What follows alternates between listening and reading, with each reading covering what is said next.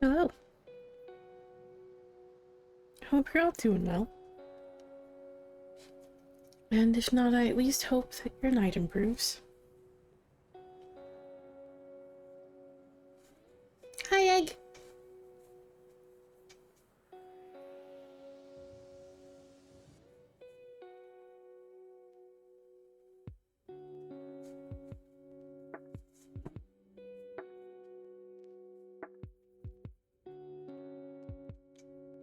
Hope you're doing well.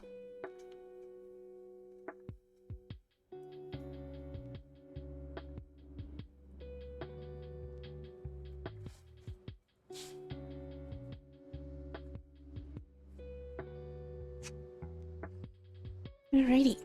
So, tonight we're going to be doing something a little bit different. We're going to be doing readings that essentially kind of, lean in a little bit to the energy. I know. We're going to be doing readings that lead into the energy a little bit of, the upcoming eclipse. Upcoming, solar eclipse. I did today make a short post about it, and included a spread, a tarot spread that you can use to, check in with the energy and essentially just kind of like align with the energy of the upcoming eclipse. So, tonight we're essentially going to ask,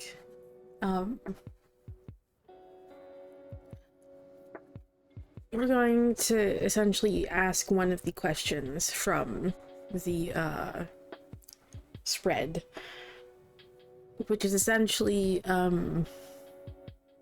what's preventing me from chasing after my goals / dreams.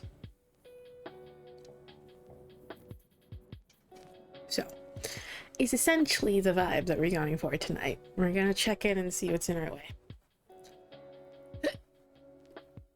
Ugh, darn hiccup. Why did that hiccup taste like the chicken I ate earlier? Are you okay, stomach?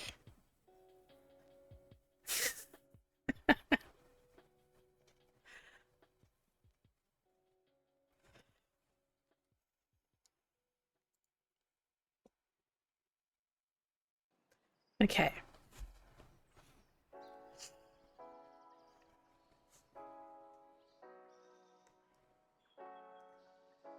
So, tonight we're going to be using Tarot of the Divine.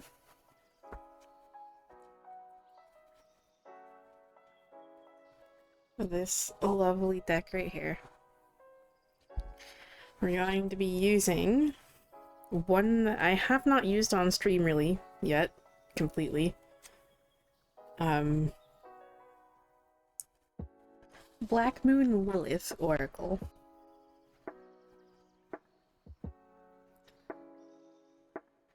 And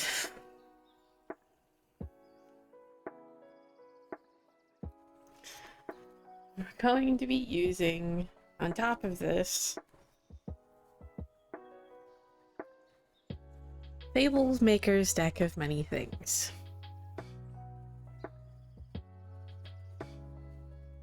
This one is primarily going to be for the journaling prompts, but we still will read the entries for them.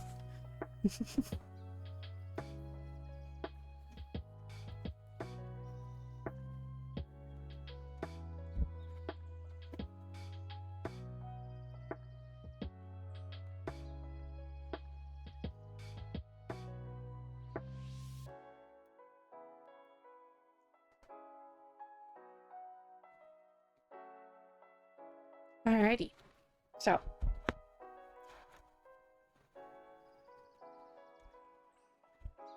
we're just gonna do a normal collective here before we get into the special readings.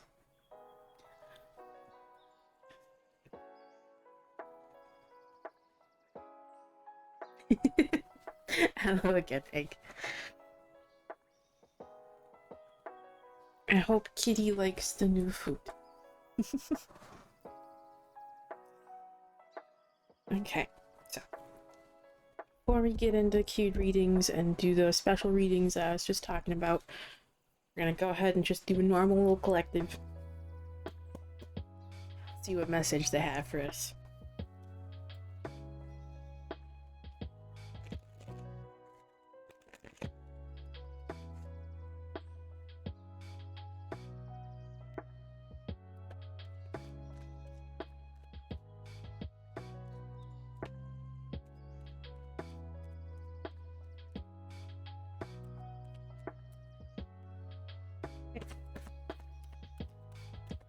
So I assume that means she liked it then, I hope.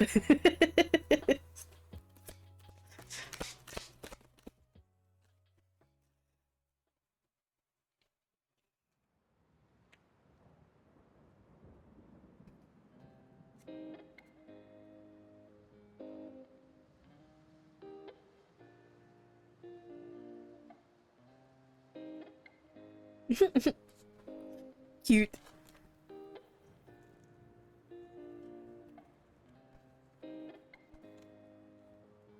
Alright. Well then.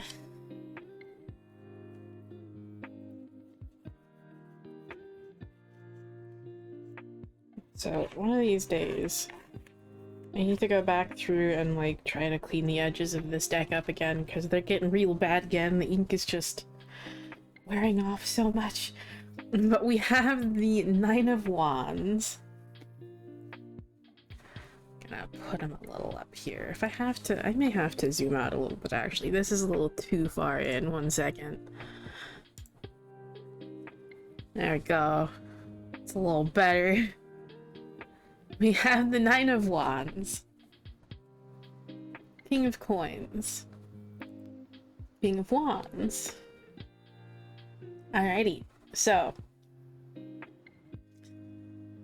keep going, okay?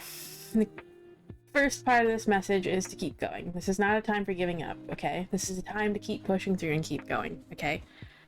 Because this period, like I said, is all about realigning yourself with you, okay?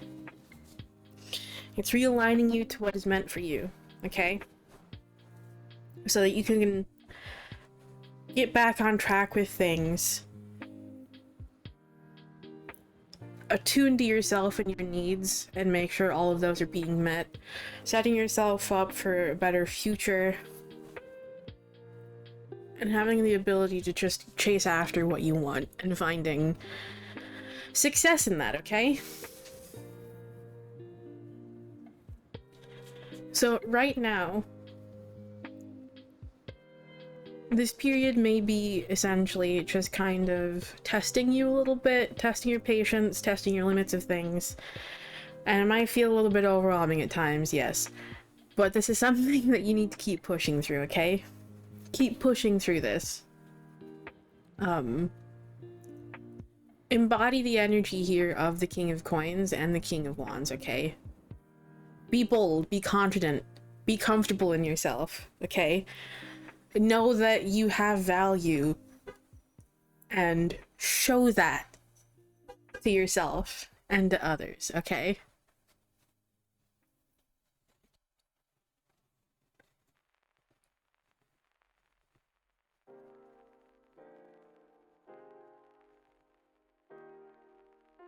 Because that's what this period is all about.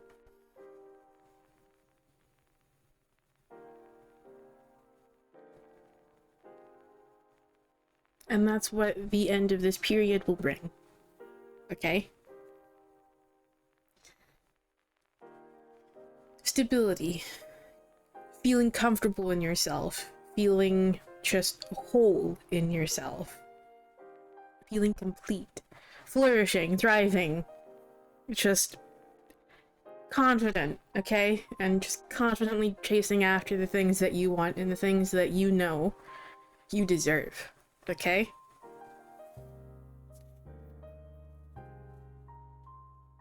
So, don't let anything get in the way of that. Especially yourself. Those negative thoughts? No. Just no. Okay? Tell them to fuck off, shut the fuck up. Like, honestly, sometimes we just need to be like, girl, I love you, but shut the fuck up.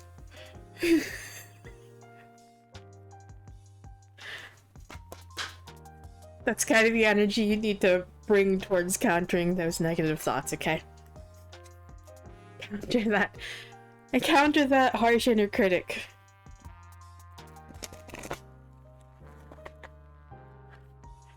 Counter that harsh inner critic with,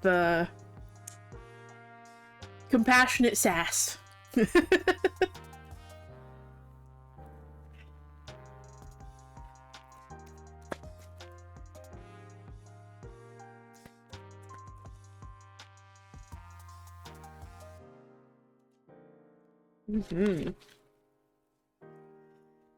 Alrighty. Oh, okay, we have 3 cards, and my goodness, are they all fitting. My goodness, are they all fitting.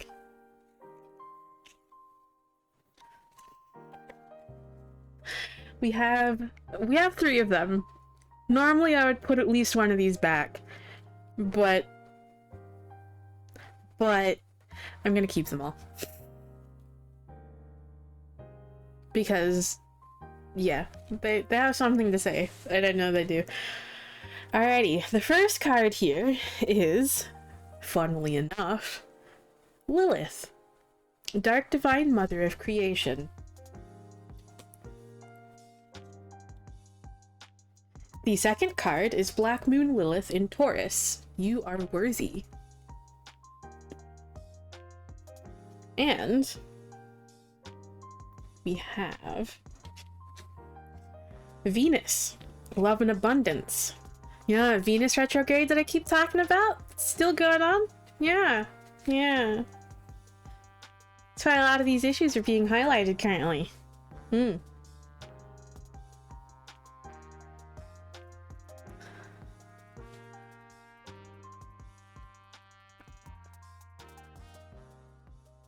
Alrighty. So, we got Lilith, Dark Divine Mother of Creation. When Lilith shows up in a reading, it's time to unleash who you truly are. Where have you allowed others to demonize, suppress, and control you? Stand in your power like the Dark Mother of Creation once did. Lilith was rebellious and untamed, like a wild tree. In ancient occult symbology, the tree is tied to goddesses, fertility, and the divine feminine. Unfortunately, her roots were uprooted and she was ousted from paradise. This oracle card invokes her wild and rebellious nature. She, like the other empowered women in biblical texts, was painted as a vengeance-seeking demon to instill fear and submission in women. In her story in the Talmud, Lilith was the first woman before Eve. God created Adam and Lilith from the dust, as opposed to Eve, who came from Adam's rib. She was painted as a scorned woman who disobeyed her husband, Adam, when he demanded that she submit and lie beneath him during sex. He refused, defied God and Adam, and left the Garden of Eden to never return. For this act, she was turned into a demon and cursed for eternity. Lilith's biblical story shows the importance of harmonizing and integrating the dark divine masculine and feminine shadows in this world. Neither one is better than the other. Both are needed and valid. Her archetype and plight are a vessel for collective healing. When we resolve this ancient wound within ourselves individually, we are shifting humanity. After careful study and research, I have coined the term Black Moon Lilith Rising to describe people who have Black Moon Lilith conjunct their ascendant, or in their first house of self. If this is in your birth chart, you are indeed a walking Lilith archetype, and a Black Moon Lilith Rising. Step into your sovereignty. Show your untamed and wild nature. Hello, Liv. Can you stay put? Thank you. Man.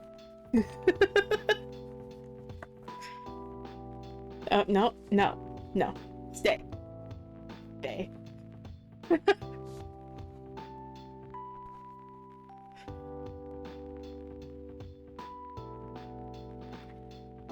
And then we have Black Moon Lilith in Taurus. You are worthy. Perhaps you are frustrated over not being paid enough for your work, or you have negative self-talk about your body because of external opinions. Ow.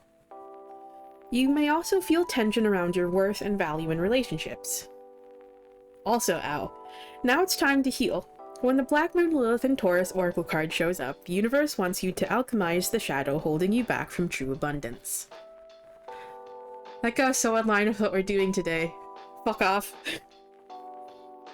Taurus exudes love, beauty, romance, relationships, money, the natural world, values, food, luxury, and abundance. When Black Moon Lilith is here, it can cast a shadow.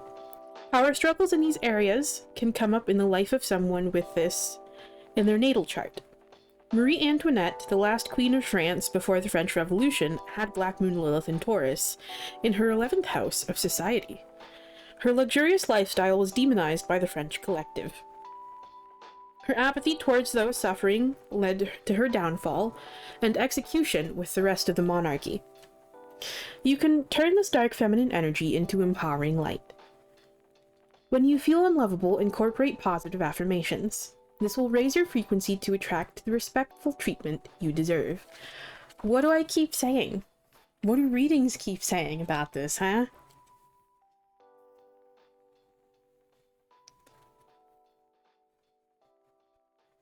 Okay. Dark Divine Feminine Shadow Work. Mirror work is extremely powerful for healing your self-worth and for empowerment. In the morning, look in the mirror and have a conversation with yourself for as long as you need.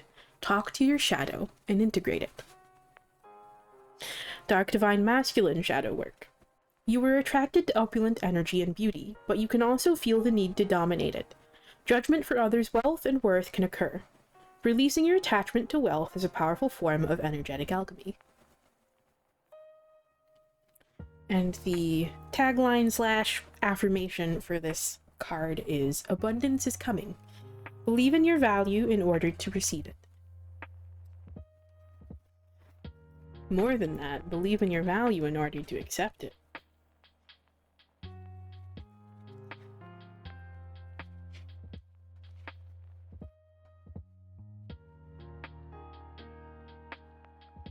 Hi, Bree! Unfortunately, you're coming in on a bit of a roast. Alright. In 25, Venus. Love and abundance. Venus loves to make life easier, beautiful, and joyful. She's a sprinkle of cosmic glitter, the life of the party. When this card appears, the opulent energy of Venus is sashaying into your life. Expect financial breakthroughs, romantic improvements, or the desire to change your aesthetic appearance. If you have dealt with any relationship challenges, Venus brings peace. If you have an important negotiation or judicial matter in your life, the scales will tip in your favor. In ancient Roman mythology, Venus is the divine feminine goddess of love, relationships, beauty, fertility, harmony, material worth, and abundance. The planet Venus is called a morning star, as its bright magnetic light is visible in the sky at dawn. In astrology, Venus is the planetary ruler. A tier 1 sub to Arbry 2. They have given 22 gift subs in the channel. Aw. Thank you, Adam. I hope you enjoy your sub, Bree.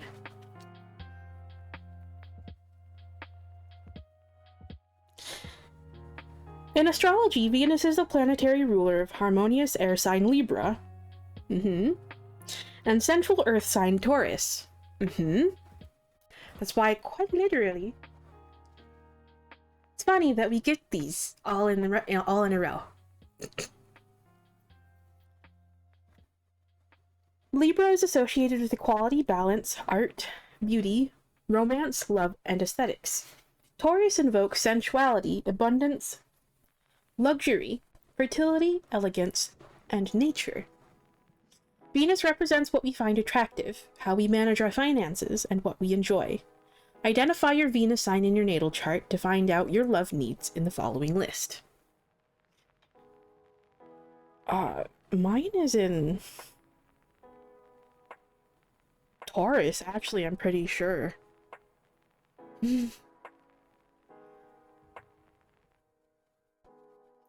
Venus in Aries is bold energy. Your needs in love according to your Venus sign. Venus in Aries is bold energy. Venus in Taurus is romantic sensuality. Venus in Gemini is mental stimulation. Venus in Cancer is nurturing attention. Venus in Leo is play and romance. Venus in Virgo is practical stability. Venus in Libra is harmony and balance. Venus in Scorpio is emotional depth. Venus in Sagittarius is adventure and wisdom. Venus in Capricorn is tradition and responsibility. Venus in Aquarius is eccentricity and uniqueness. And Venus in Pisces is sentimental love. The affirmation for this is you are magnetic. Love, abundance, and joy are on its way to you. Hi, Kels. Well, that deck roasted the fuck out of us. I mean, the tarot cards didn't do much better there. They fucking roasted us, too. Blah!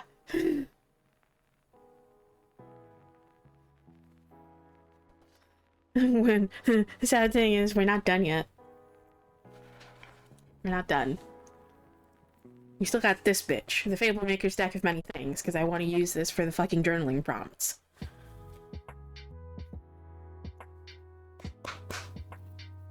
Alright, what do you want to add on to this, huh? You gonna go for the jugular too?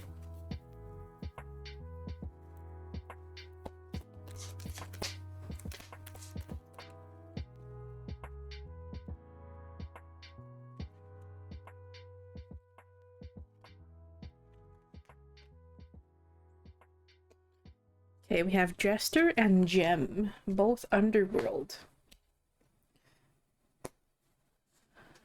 We will quickly read the entries for these,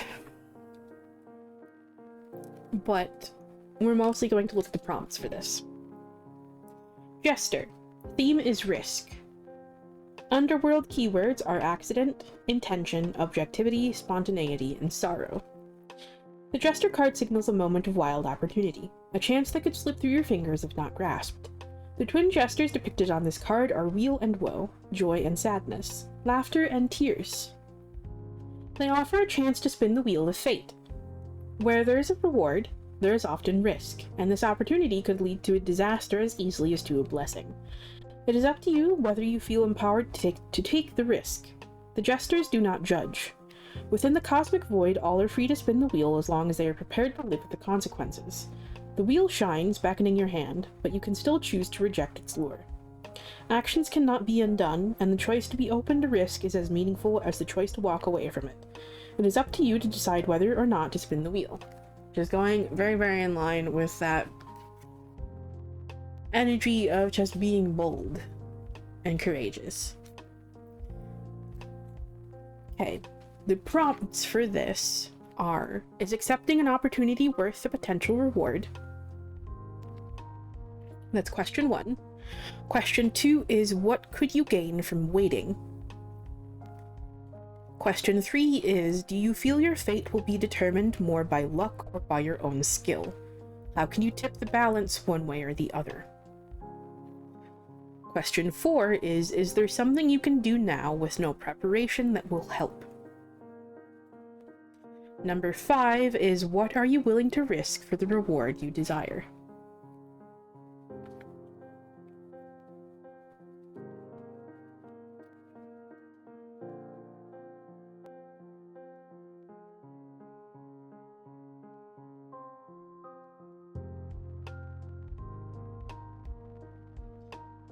Just go with whatever question or questions there call to you the most. And perhaps use them as a journaling prompt to see what comes up for you. And then we have Gem Underworld as well. Theme for Gem is consolidation.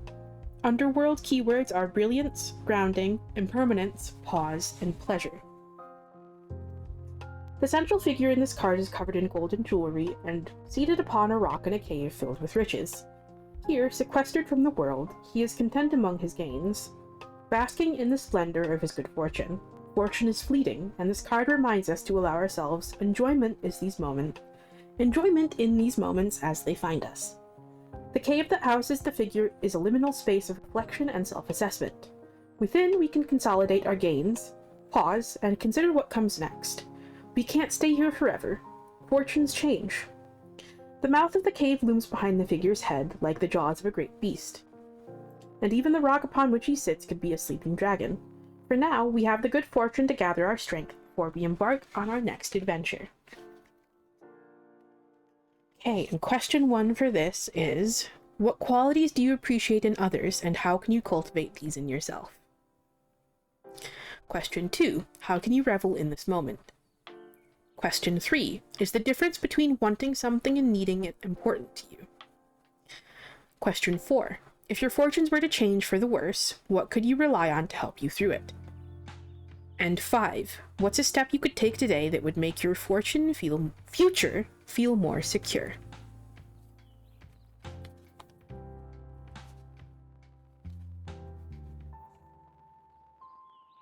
Okay. So, I hope that helped for whoever needed to hear it.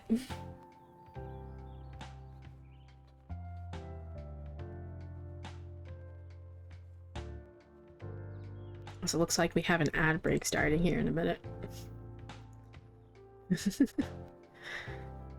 I'll wait to open the queue until after, actually, right before ad break starts. Let me go ahead and just open the queue, okay? Okay, queue is open. You may join.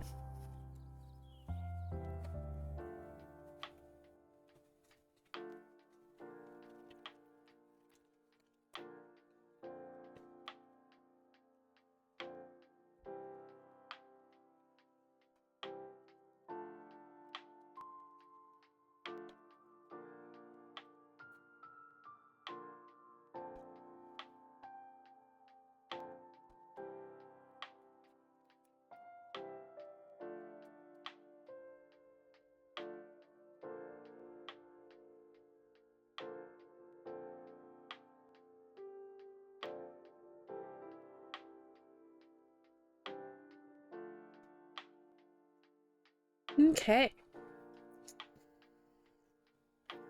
I'll get into your reading here in a minute here, Adam. I'll wait for ads to finish first, and I'll take this moment to get some water.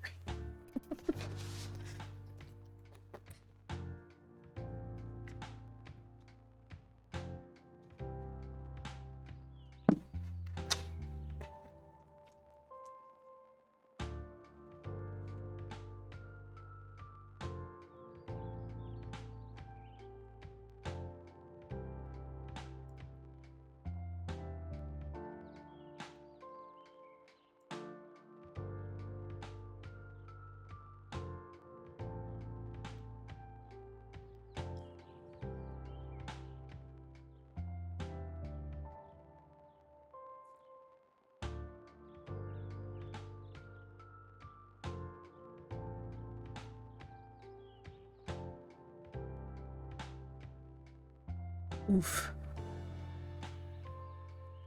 I'm sorry, Egg. That sounds odd.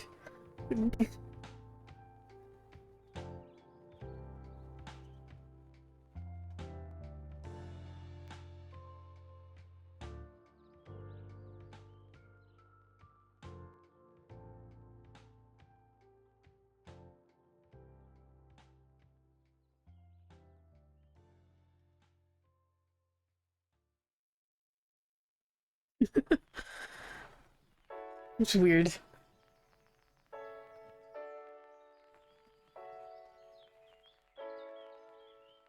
Okay. Adam, are you ready?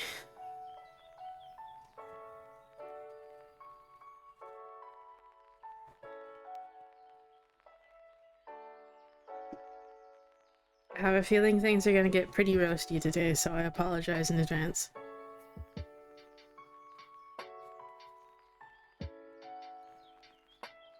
Alrighty. Actually, before I forget, let me go ahead we're essentially taking the question,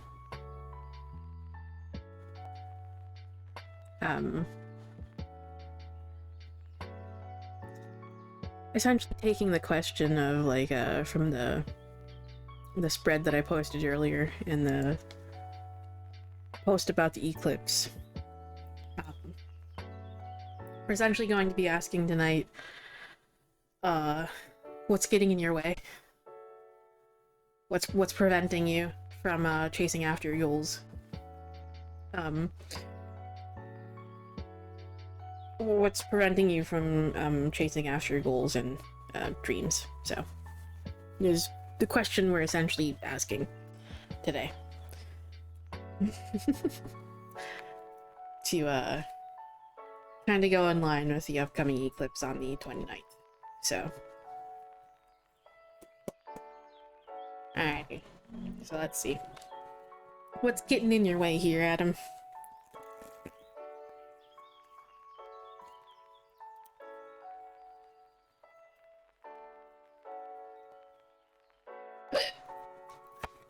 Hiccups, apparently.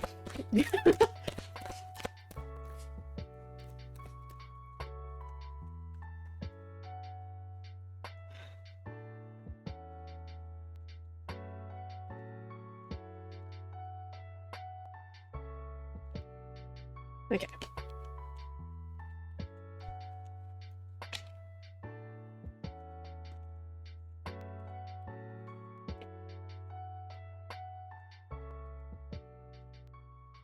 We have Ace of Swords reversed, fitting. Death reversed, and then we have Six of Wands. Okay, so essentially, what is getting in your way here?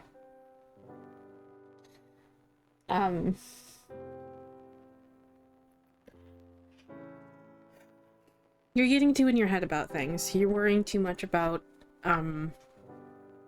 you're worrying too much about the things that don't matter. You're listening a little bit too much to that harsh inner critic, okay? And there's also a resistance here to kind of, like, doing the self-reflection. That's, like, necessary, okay?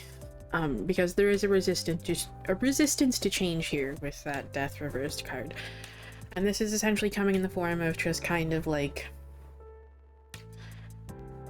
you're resistant a little bit to this, like, idea of doing self-reflection, okay?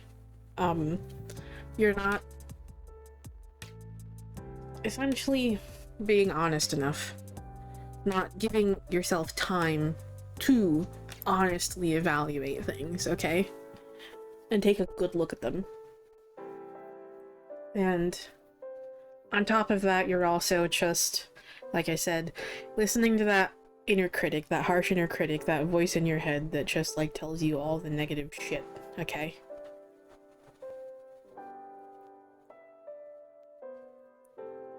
And this Six of Wands moment, this, like, victory, okay? It's a victory, it's a personal win, where you just kind of start getting what you want, okay? You also don't really feel like you deserve this. Okay? You need to knock that shit off.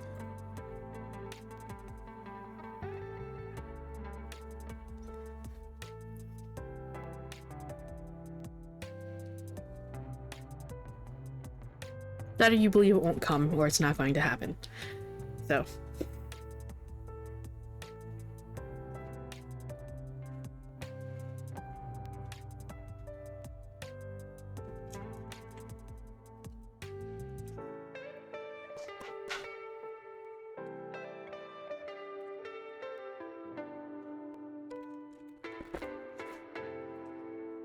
Alrighty.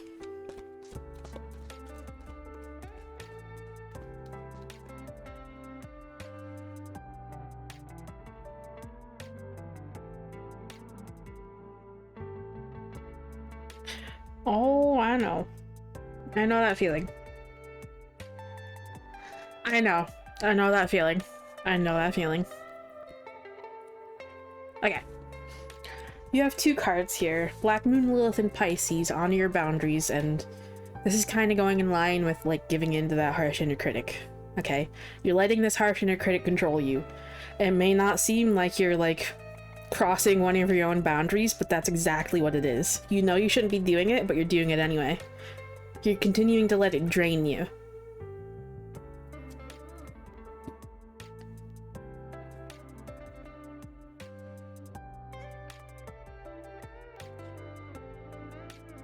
And Saturn.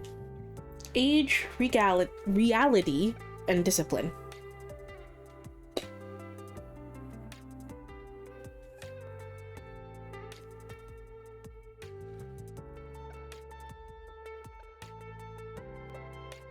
Okay, Black Moon, Lilith, and Pisces. Honor your boundaries. Escaping reality can bring pleasure, romance, and joy into your life. When this card appears, it's a reminder to come back down to earth. Illusion can be a powerful creative vehicle, but it can keep you stuck. When your dreams are trapped in the spiritual realm of your mind, it can block them from manifesting as reality.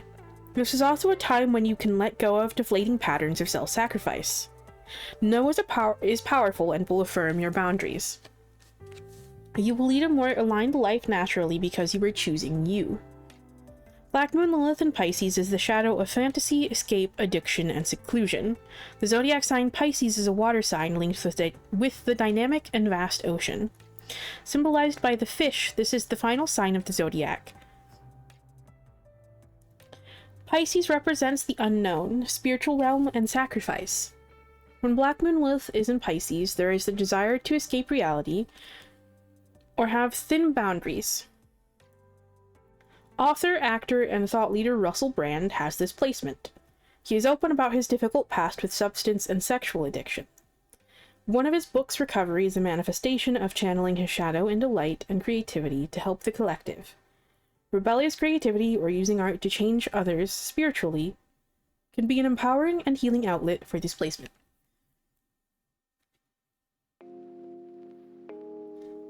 Dark Divine Feminine Shadow Work. Pisces energy is linked to the ocean. Nature is a powerful mystical tool for manifesting. Ugh, are the fucking view bots fucking coming back? Really? Get the fuck out of here.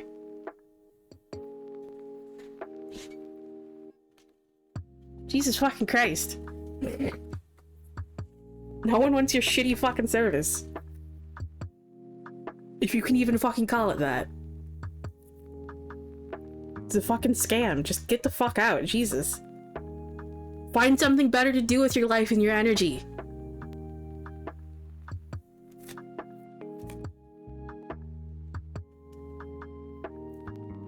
Pisces energy is linked to the ocean. Nature is a powerful mystical tool for manifesting abundance. Take a quiet walk on the beach and envision a creative idea. Just being by the ocean's forces will align you to its power. Dark Divine Masculine Shadow Work. It can be easy to become addicted to a person, place, or thing. Remember to ground through being in nature and taking time to meditate on the present moment. And the affirmation for this is remain present. Channel your need for fantasy into creativity. So this being combined with Saturn, I essentially just kind of get the vibe this is all about just kind of like turning things into reality.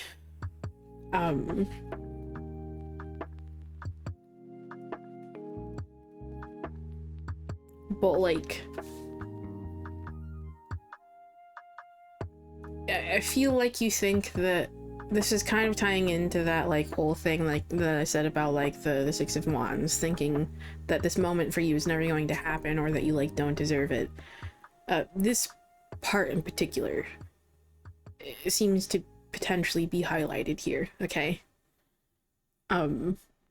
Like, you're also kind of missing everything that is going right. Everything that is happening, okay? Like, you're working towards this, okay? You're already working towards making this a reality. You're already seeing progress in this. like concrete progress in this, yet you're still being hard on yourself about it and telling yourself that it's not gonna fucking happen when the proof is literally right fucking in front of you.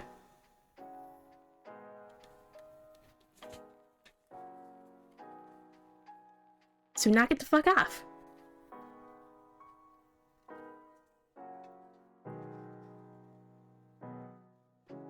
Saturn. Age, reality, and discipline. Saturn teaches us that the gold in life comes with age, hard work, discipline, and structure. When the Saturn card shows up, it's time for you to put in time, effort, and sweat. Where have you cut corners? Saturn is asking for you to stay the course to alchemize your soul's lead into gold. Saturn in astrology brings harsh lessons, limitation, restriction, time, and wisdom. It rules over the earth sign of Capricorn and the air sign of Aquarius. Capricorn is associated with the authoritative and hierarchical Saturn, while Aquarius invokes new structure, innovation, and the future.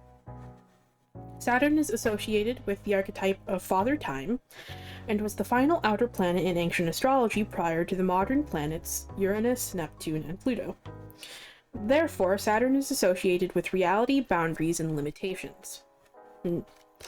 Saturn, known as Cronus by the Greeks,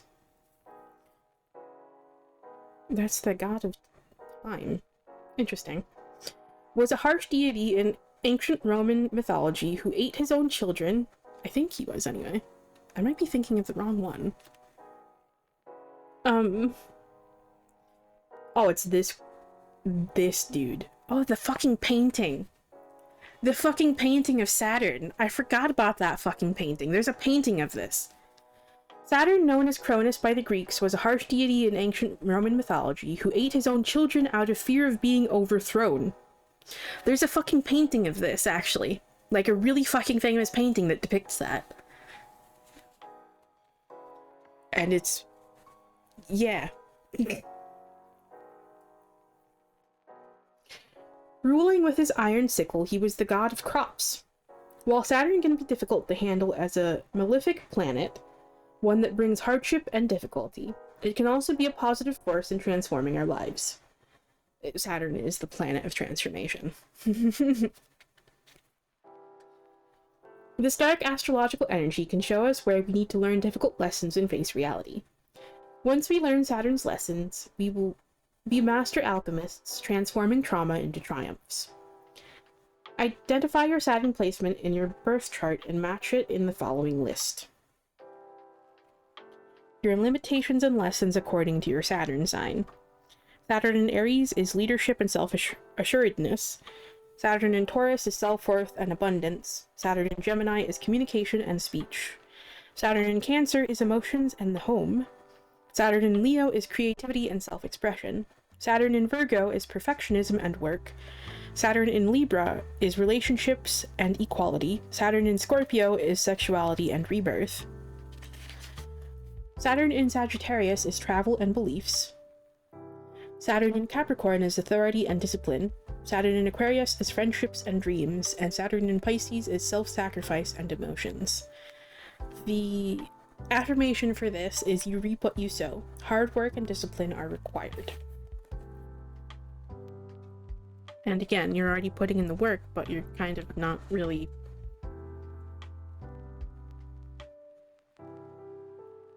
You're kind of just... not really acknowledging it.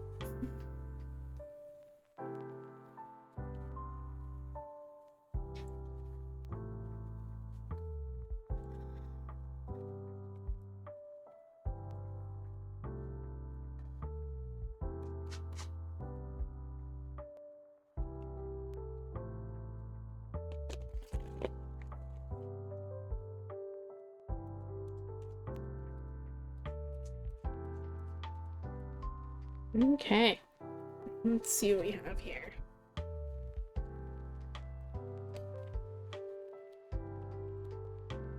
For this we have Ruin, Underworld.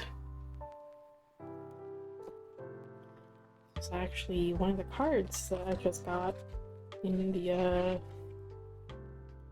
collective that I posted the other day. Ruin. And this is like the tower of this deck, by the way. And tower moments are realigning moments, so. Because, funnily enough,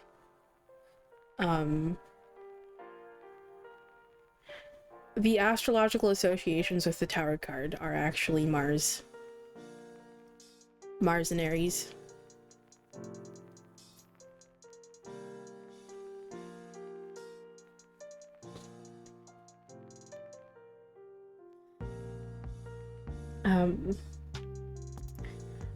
Ruin. The theme here is loss.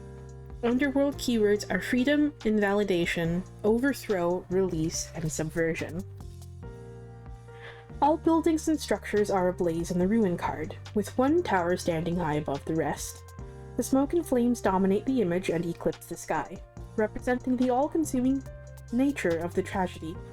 Beneath, a kneeling figure weeps, the cold colors of their sorrow bleeding into the background. Sometimes it's simply not possible to glean positives from disaster, and there are no lessons to be found in the ashes of suffering. This card asks us to consider the grief of losing everything.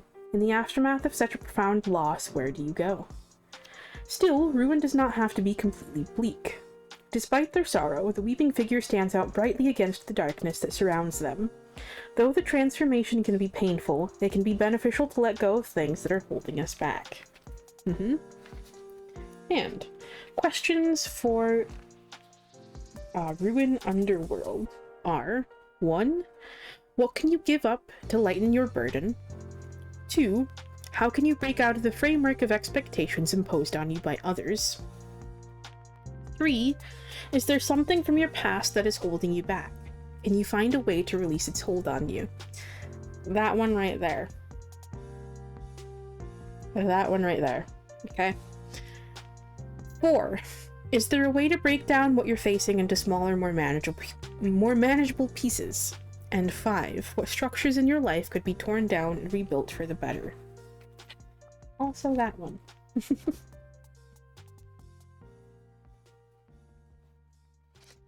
Okay, so I hope that message helps. I'm sorry it did get a little roasty there.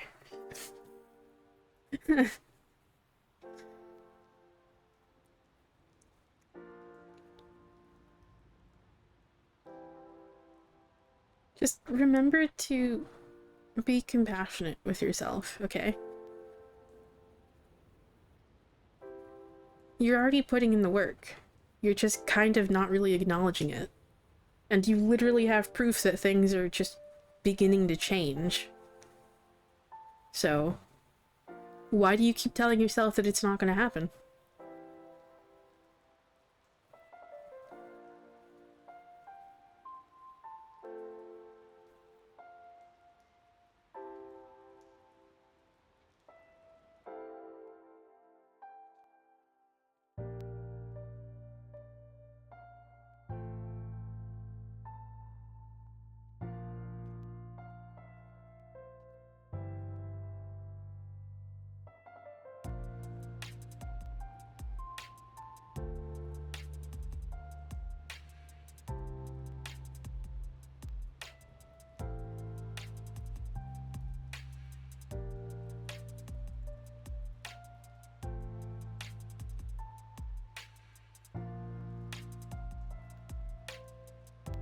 Okay.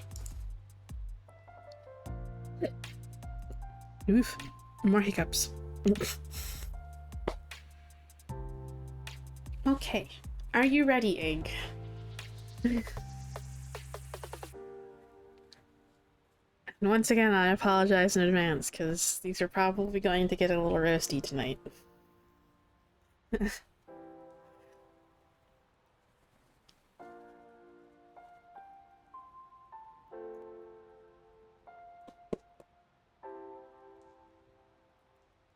Alright, Egg. What is getting in your way?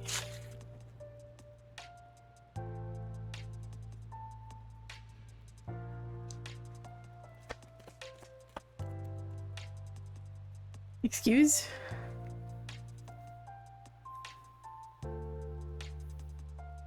That card flipped out and then got caught, flipped itself back over and got caught under my thumb. So it's sticking out from the rest, and it didn't quite put itself back in.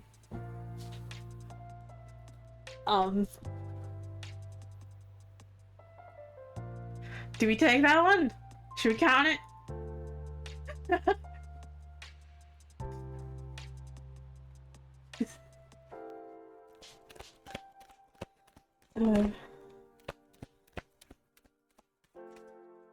Okay. Hello. Why do I feel like these are the cards you got the other day?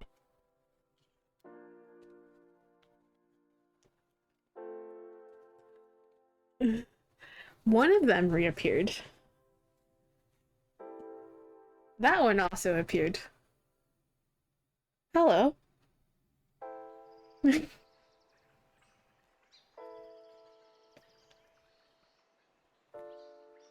That's the other one that appeared yesterday for you. Well, not yesterday, but the other day. I'm sure you know what I mean.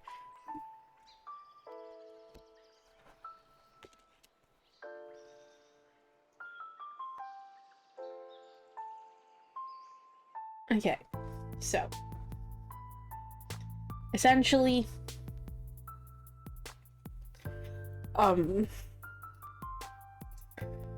something that's getting in your way here is essentially,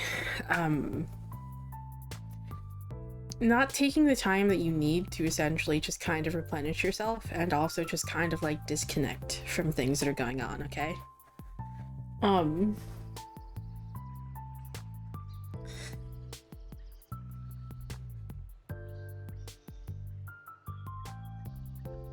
And I know with everything that is going on in your life currently, it can kind of be hard to do so, okay? But taking time for yourself doesn't mean that you have to, it has to be like this big, massive thing. Just even take small moments every day just to kind of like do something that just kind of helps you feel a little bit more just relaxed, okay? Whether that be just kind of like taking the time to like perhaps take a bath instead of a shower if you like baths. Taking some time to like just listen to music just to kind of like cool down from things. Taking time to like, if you're a person that meditates, meditate for like 5 minutes or so. Just to kind of like try to recenter yourself and just kind of like distance yourself from like everything that's just kind of going crazy, okay? But yes, prioritizing time for yourself, prioritizing time to disconnect from like just daily life and just from situations that are draining you, because there is a sense here of being drained, okay? That Ace of Wands reversed is reading to me right now is just kind of like feeling drained of like vitality, okay?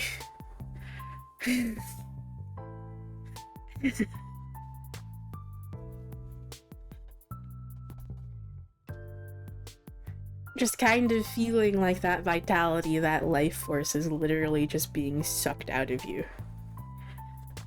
And therefore not having that energy to like dedicate to yourself, your creative pursuits, the things that just kind of make you happy, okay? But also at the same time, remember that like, you're almost at the end goal here, okay? With this Judgment card, you're almost at the end goal, okay? So just keep your focus on that, okay? Keep your focus on that. This is almost done. It's almost over, okay? Precisely. You're almost done. And then you can have a fucking massive celebration after that. And celebrate everything you fucking accomplished. So.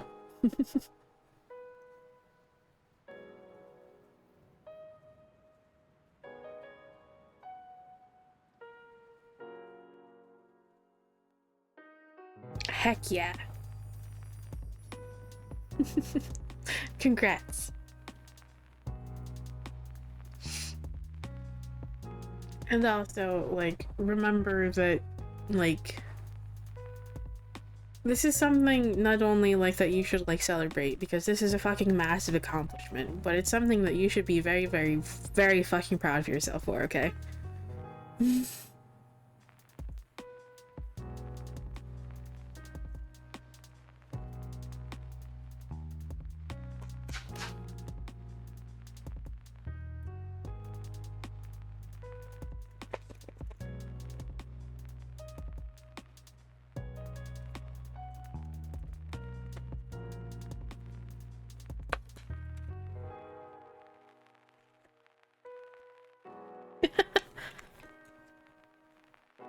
Alrighty. We have Venus again. Hello. Also... Okay, the bits are covered. I just wanted to double check to make sure. Yeah. Everything is covered. It's fine.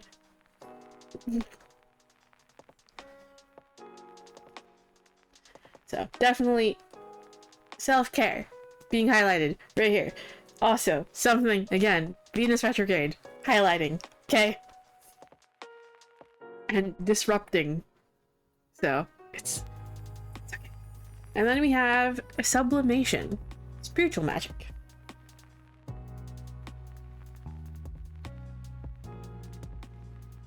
So we have ads starting in a second, but I'll continue here.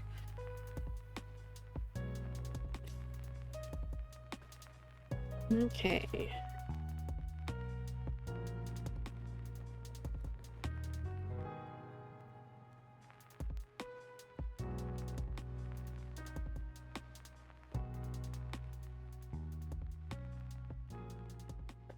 Venus, love and abundance. Venus loves to make life easier, beautiful, and joyful. She's a sprinkle of cosmic glitter, the life of the party. When this card appears, the opulent energy of Venus is sashaying into your life. Expect financial breakthroughs, romantic improvements, or the desire to change your aesthetic appearance. If you have dealt with any relationship challenges, Venus brings peace. If you have an important negotiation or judicial matter in your life, the scales will tip in your favor. In ancient Roman mythology, Venus is the divine feminine goddess of love, relationships, beauty, fertility, harmony, material worth, and abundance. The planet Venus is called a morning star, as its bright magnetic light is visible in the sky at dawn. In astrology, Venus is the planetary ruler of harmonious air sign Libra and sensual earth sign Taurus. Libra is associated with equality, balance, art, beauty, romance, love, and aesthetics. Taurus invokes sensuality, abundance, luxury, fertility, elegance, and nature. Venus represents what we find attractive, how we manage our finances, and what we enjoy. Identify your Venus sign in your natal chart to find out your love needs in the following list. So, do you know what your Venus sign is? What your Venus is in? What sign your Venus is in?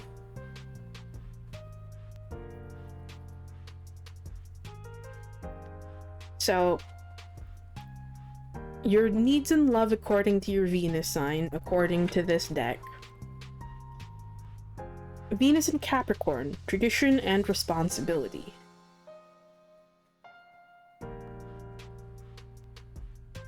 Essentially, stability. You value stability.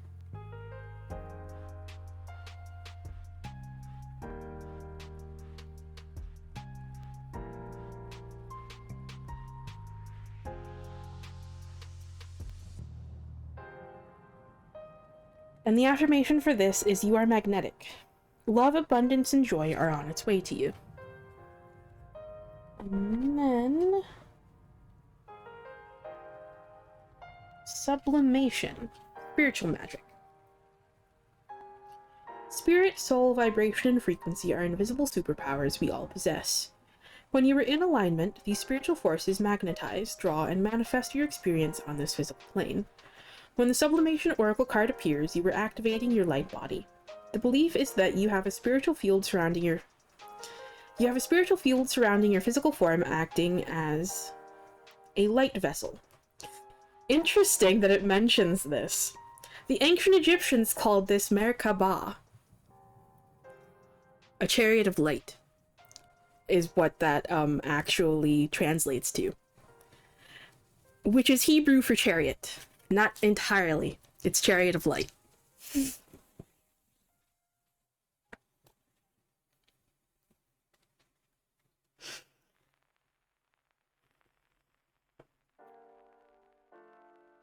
When you are aligned and living your soul's purpose, your light body will vibrate higher, drawing in support, abundance, joy, and elation. You can navigate your reality with no resistance, suffering, or fear. This is true spiritual empowerment. Actually, that's something that ancient Egyptians believed was what happened after ascension. After you passed through the trials of Duat, you would ascend and become a star. So...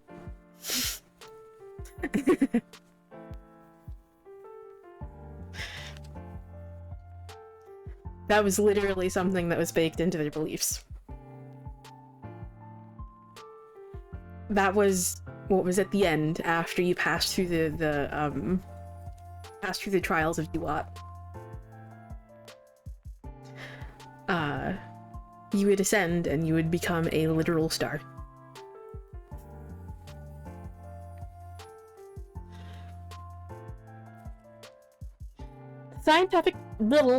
The scientific definition of sublimation is the shift of a solid substance into gas form with the use of heat, without moving it through a liquid phase, like when dry ice turns to vapor.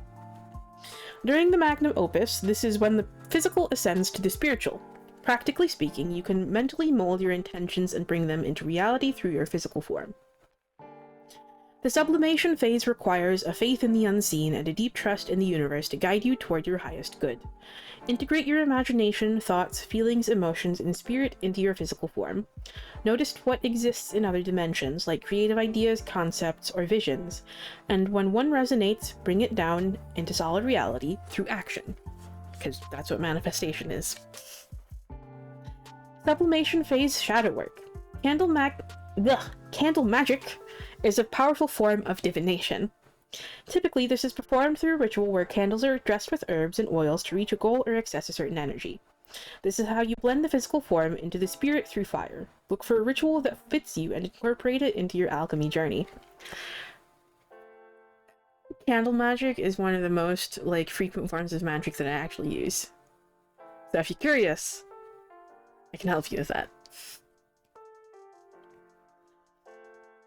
The affirmation for this is, you are tapping into the ethereal power of your being. This essence is attracting a bright new reality.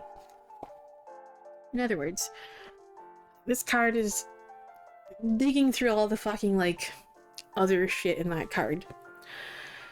This is a part of the manifestation process, okay? Where things are coming into reality, okay?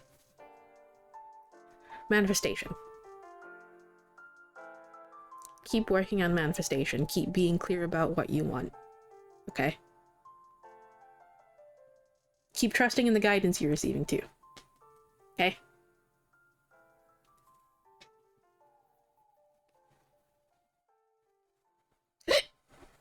Oh, fucking hiccups.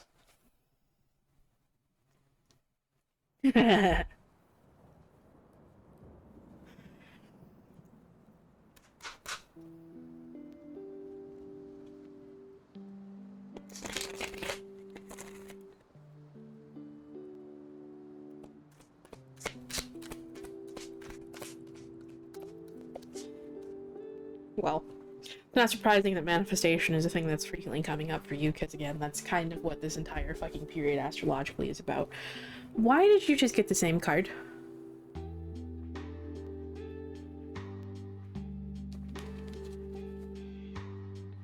You also just got ruined. Even the underworld version again.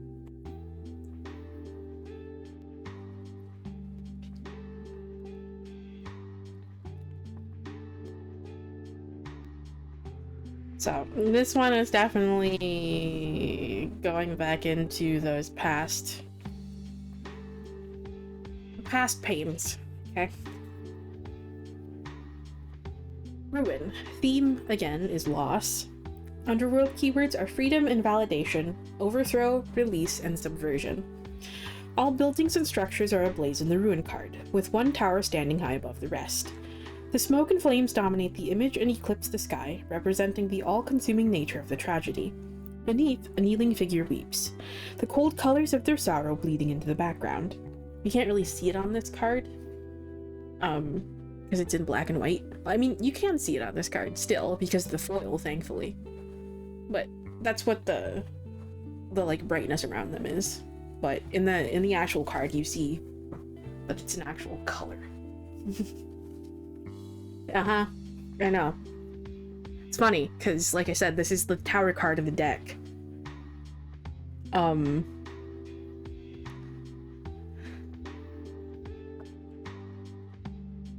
This is the tower card of the deck, and funnily enough, like I said earlier, the astrological associations with the tower are Mars in Aries.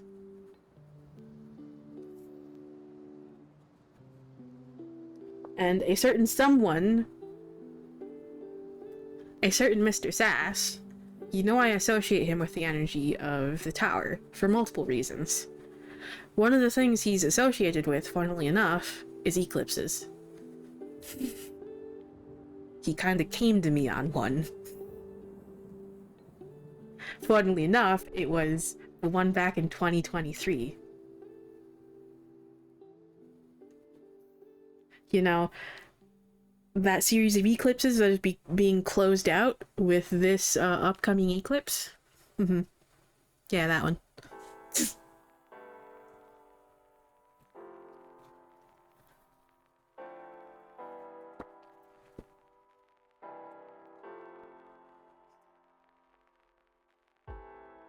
Sometimes it's simply not possible to glean positives from disaster, and there are no lessons to be found in the ashes of suffering. This card asks us to consider the grief of losing everything. In the aftermath of such a profound loss, where do you go? Still, ruin does not have to be completely bleak. Despite their sorrow, the weeping figure stands out brightly against the darkness that surrounds them. Though the transformation can be painful, it can be beneficial to let go of things that are holding us back. Yeah. The tower moments are also moments of realignment. So, yeah. Quite literally, this moment is a tower moment for a lot of us right now. If it feels a little overwhelming, that's why. You're experiencing the equivalent of an astrological tower moment.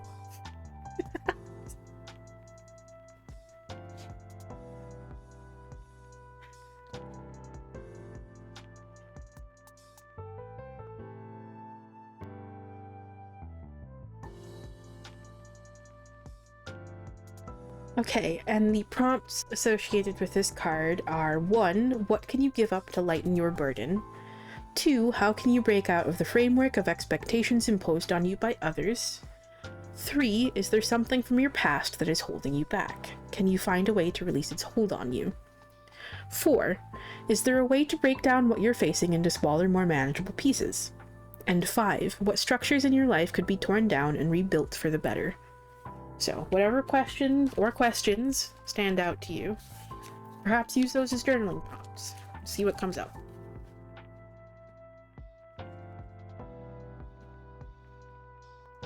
And I hope that message helps.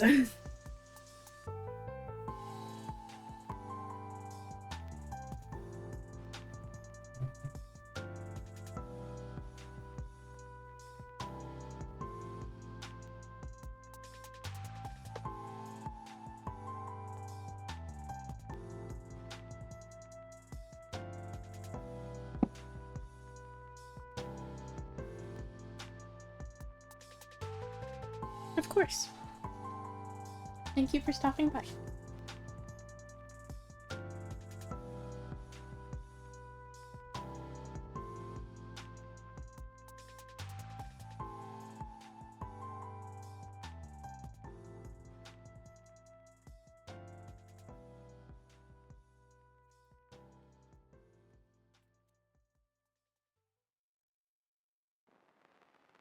Yeah. I'm sorry.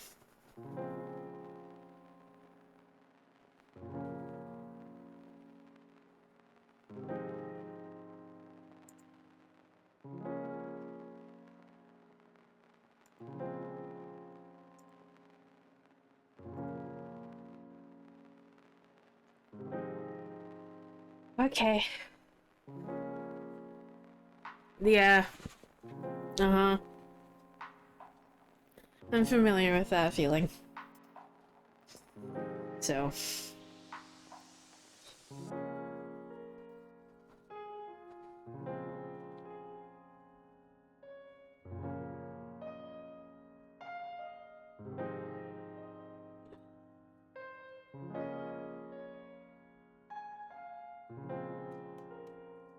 Alright, Bree. Let's see. What's getting in your way?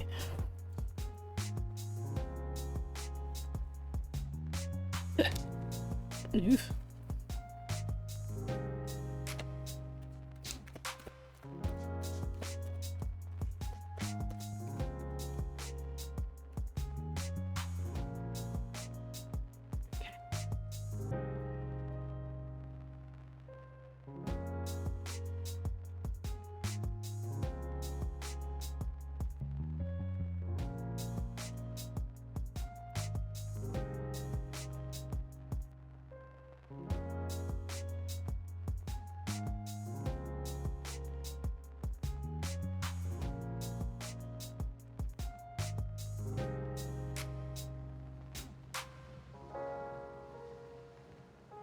Okay.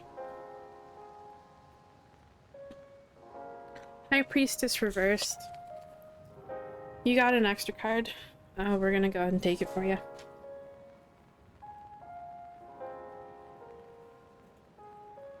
Two of coins, followed by the four of coins. Two of swords reversed.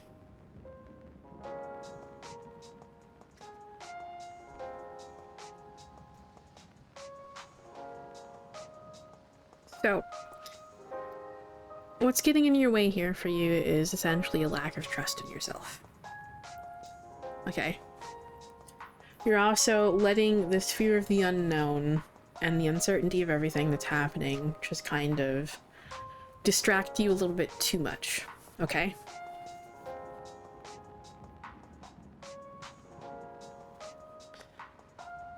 A lot of what's happening right now is currently out of your control, so don't worry about it, okay? It's only going to waste your energy. It's only going to drain you. It's only going to distract you from what truly matters, okay? Right now, you need to be prioritizing the things that matter, okay? Prioritize figuring out what you could be doing for yourself to essentially just kind of help get you out of this situation, okay? And set a better foundation for yourself, okay? Where, something like this won't happen again, okay? Or at least it's, you know, less likely to happen, because again, what happened was out of your control, because someone hid things from you. They made decisions without you, okay? They made decisions without you.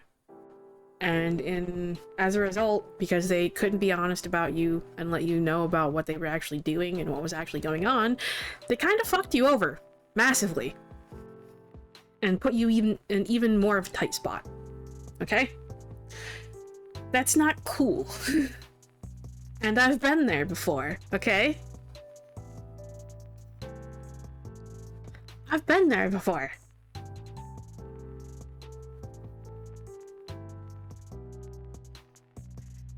Adam knows how pissed I was at him.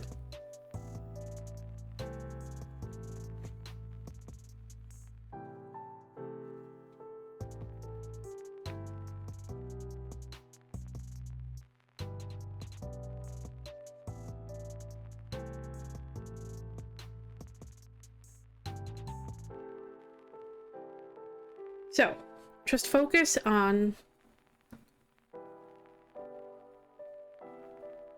focus on what you can be doing, what you can be prioritizing to essentially help alleviate the problem, okay? Which you've already started doing so. You've already found one place, one, you know, source that, one source of assistance that can help you just kind of, like, combat things a little.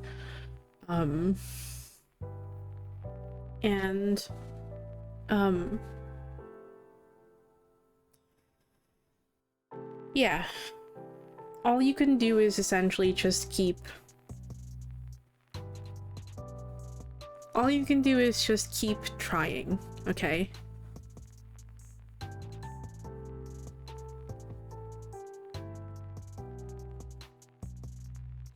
Just focus on the things that matter. Prioritize what needs to be addressed, okay?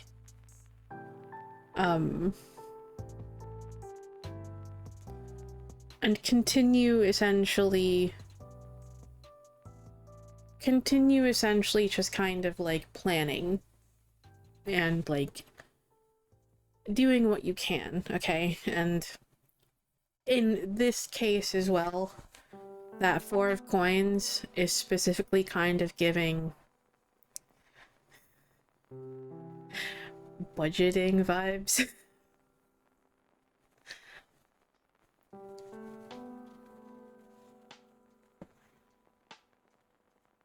So, yeah.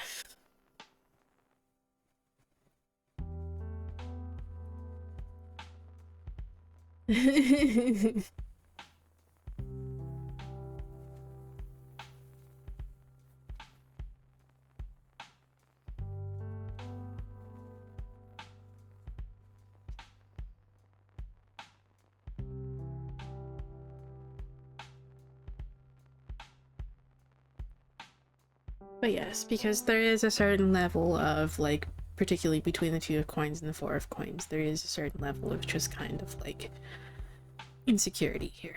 Like, insecurity in the form of just kind of resources, okay? And yes, unfortunately, you are kind of going to have to be a little bit cautious and a little bit careful going forward. But, yeah.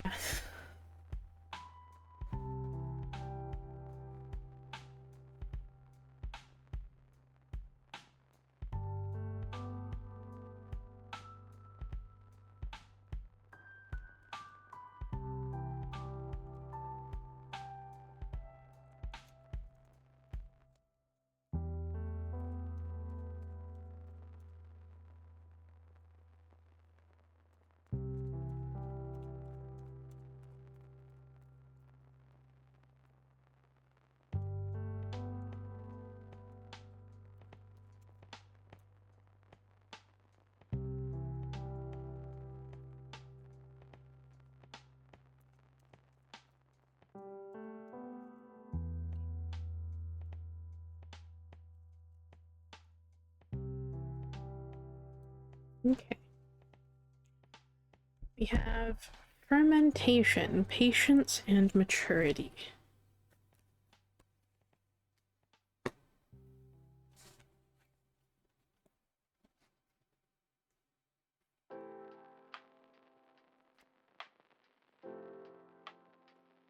Patience is a virtue and extremely powerful to practice as an alchemist. Change doesn't happen overnight. How many times have I said that recently? Jesus. When the Fermentation Oracle card shows up, it's time to pause and allow the universe to create your soul's purpose. Allow wisdom, time, and maturity to develop around your newfound spiritual gold and identity you are stepping into.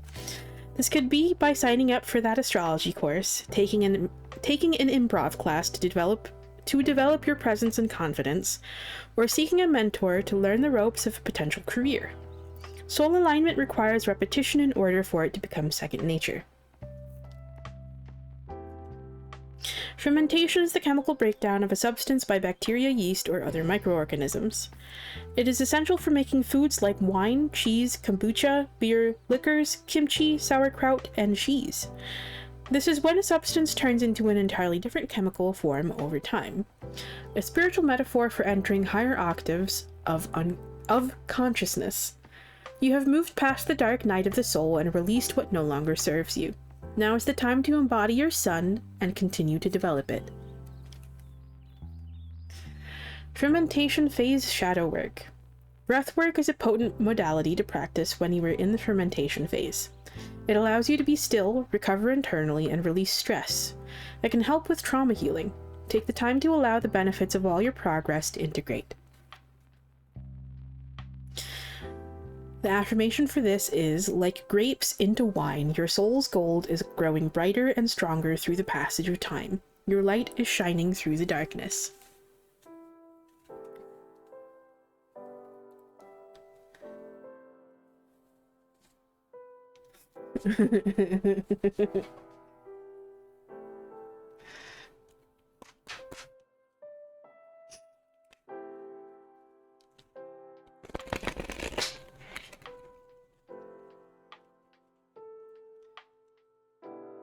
Yeah.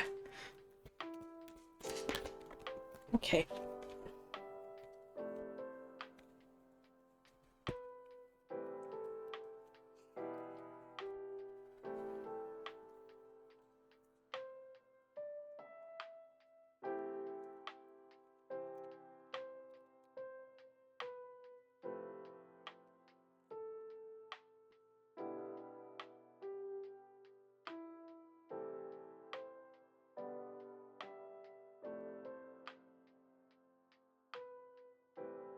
Okay. Let's see.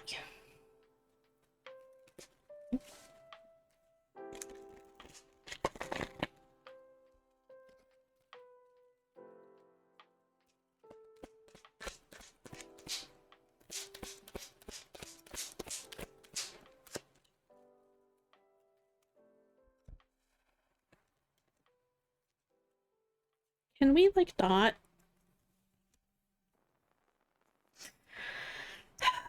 They apparently really, really want to fucking emphasize this.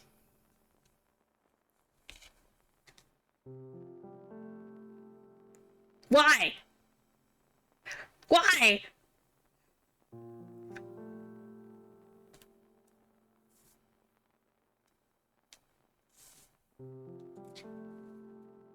What? Literally. Like, that's what I'm asking myself. 3 times! It's just like, haha, tower go. Fuck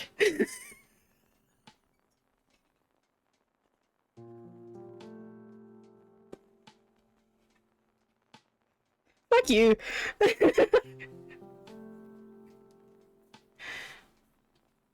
Yeah. Yeah. I don't know who's crying laughing currently, but fuck off. Bullshit.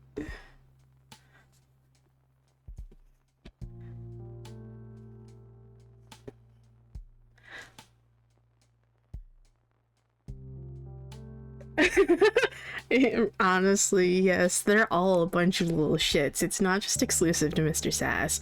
He's just the worst. He has no qualms about it. Okay.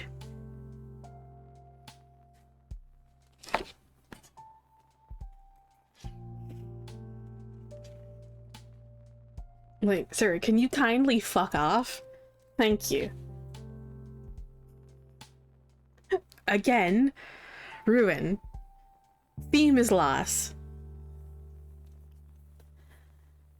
It's the fucking thing is too, is it's constantly the underworld version too. There's the overworld version of this fucking card. And it's just like, nah. We're giving you the shadow version of this card. Fuck off.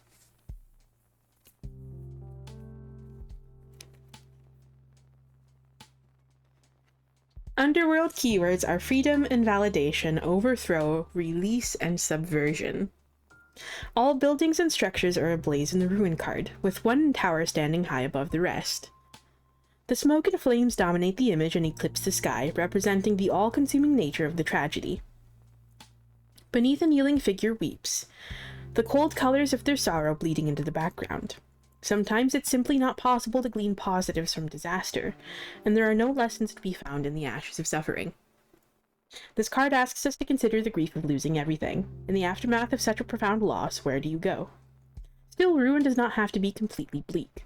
Despite their sorrow, the weeping figure stands out brightly against the darkness that surrounds them. Though the transformation can be painful, it can be beneficial to let go of things that are holding us back.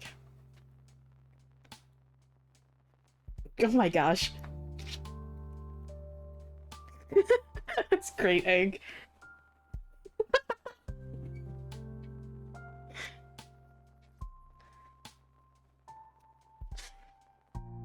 Okay, and once again, the underworld questions, prompts here are: 1.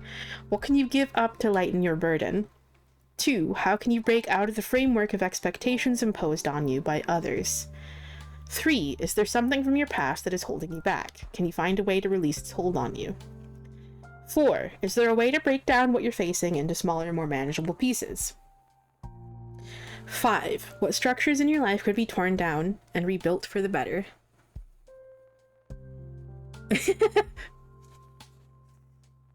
It's great, Egg. I love that.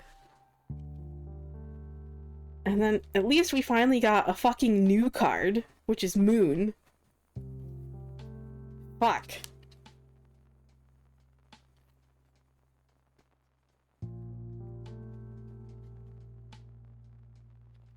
Moon, where are you? There you are. Moon Overworld. The theme here is escapism. Overworld keywords are distraction, dream, entertainment, fantasy, leisure. The moon watches like a giant eye as the central figure cradles a fish in a bubble. It controls the ebb and flow of the sea, which is fickle, but its tides are predictable. The tides swirl around the moon, representing the endless and contradictory possibilities. Though there may be things you want with all your heart, wishing alone won't make it real. When the mundanities of daily life become boring, or when you are caught off guard by an unpleasant surprise, there's little harm in escaping to your dreams for a while.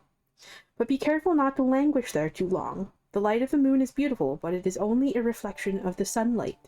Remember to wake up and enjoy reality too. I love that. Also, I don't know if... Oh wait, you have a sub now, so that didn't get cut off for you, thankfully. I was about to say, oh wait, ads. Fuck, that probably just got cut off. Okay, I love that card. I love that card, honestly.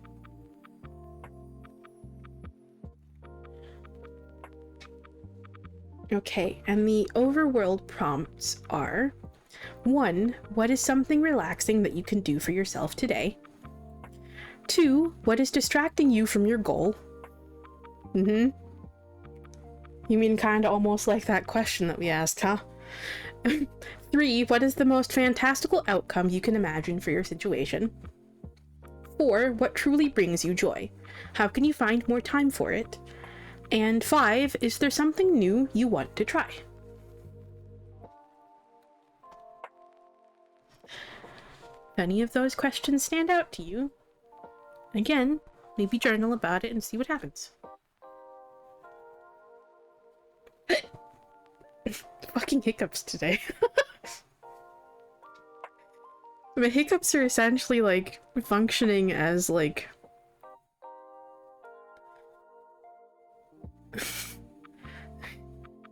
I don't know, they're just like acting as like accents.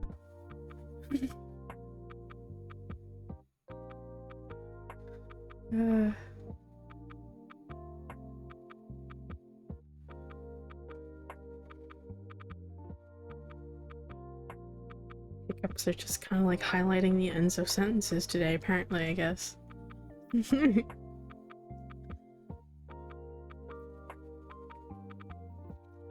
Yeah.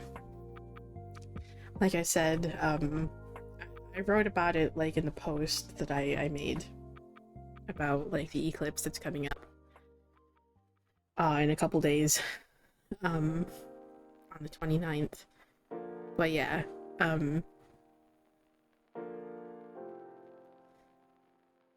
That's why I'm asking these questions tonight. I would have done them on Saturday, but the eclipse for us is happening early in the morning. So, and I don't stream on Fridays, so. I wanted to do them tonight, essentially.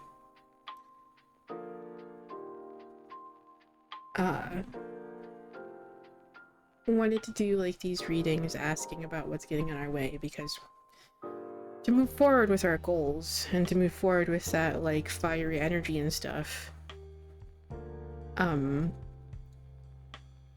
before we can get to what we want, first we have to clear away anything that's getting in our way.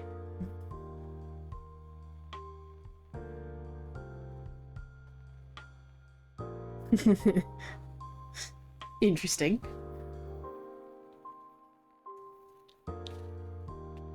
But yes, so I hope that message helps. The key of it is, again, keep taking those practical steps, okay? Keep doing what you can to address the situation, and have patience. Have patience. I know when we're in these moments, it can be really, really fucking difficult to see a way out of it, but there is.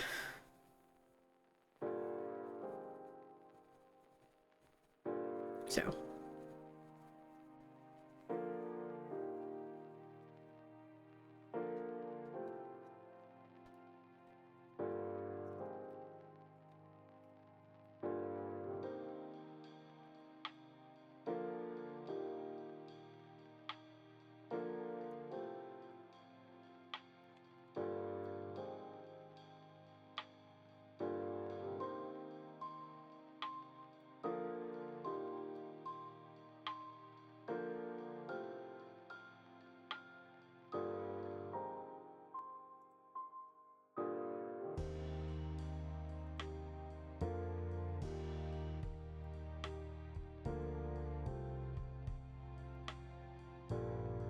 Okay. And before we get into your reading here, Kels, let me first issue last call for Q here. If there is anyone who still wants to join Q, you may still do so. I will leave Q open until I finish this reading. So.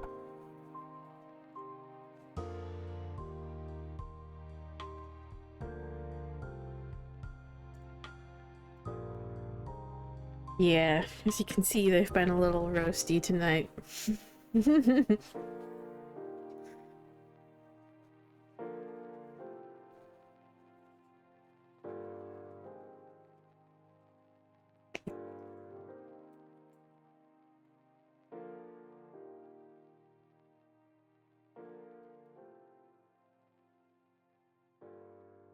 I'm starting to get very hungry again.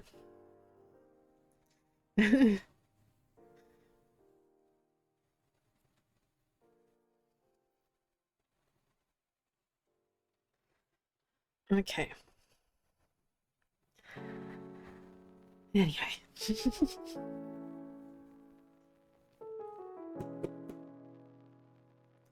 Alright, Kels.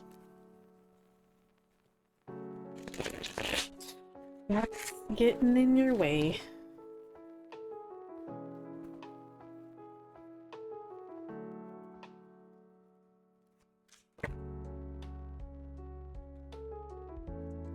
Hey.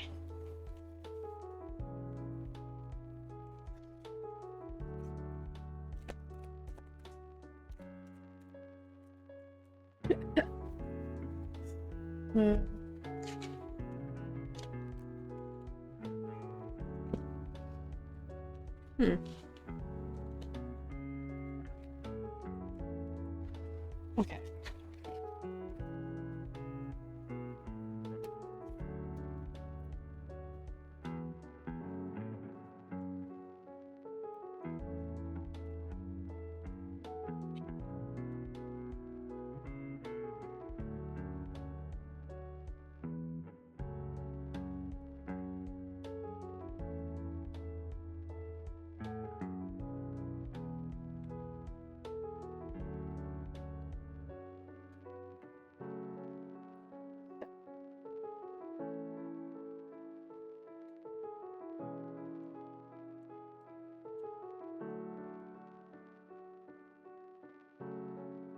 Let me see.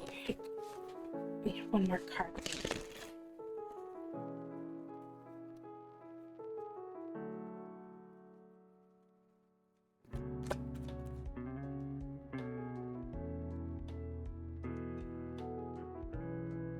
Interesting. Yours is essentially like, funnily enough, very similar to the one that Adam got right now. You have, it's essentially like a combination of Adams and the opening collective, funnily enough. You have Death Reversed, King of Coins, Six of Wands. Okay, so essentially there are two things. So there is a bit of an element of a resistance to change here. But more so what's coming through for me is essentially just kind of feeling like this change is never going to occur. Okay, things are never going to change. It's always going to remain the same way that it's been for you for a while now. And that Six of Wands moment, that personal win, that victory, is never going to come for you. That you're never going to find that success. It's never going to happen for you. So what's the point in, like, continuing it? Because, like, it's never gonna fucking work anyway. Essentially, it's just kind of giving up before you even started.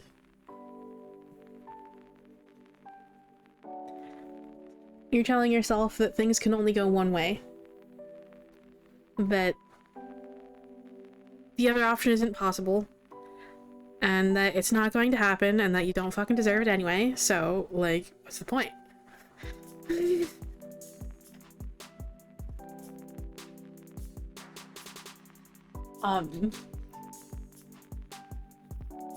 Then, on top of that, there's also kind of this fear of, like, success as well. This fear of what happens if I actually do find it. What happens if it does actually come? What do I do then? So, I think that's kind of where the fear of change element is coming in.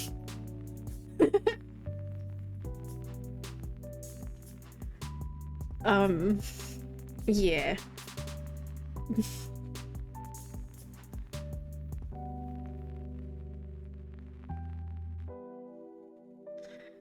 So, yes.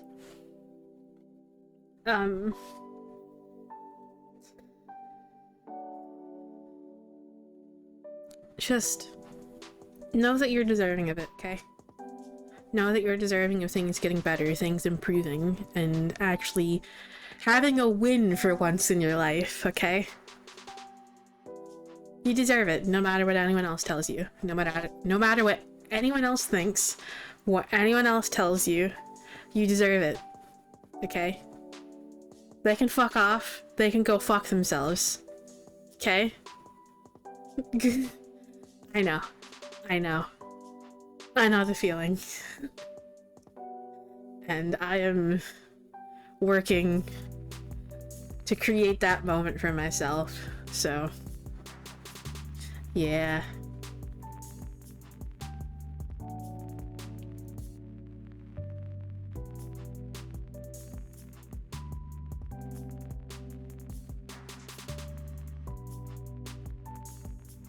I don't know which one of you motherfuckers just said you deserve it too, but fuck off.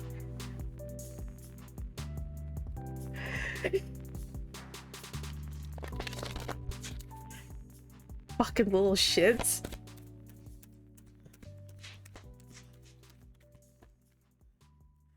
Uh-huh.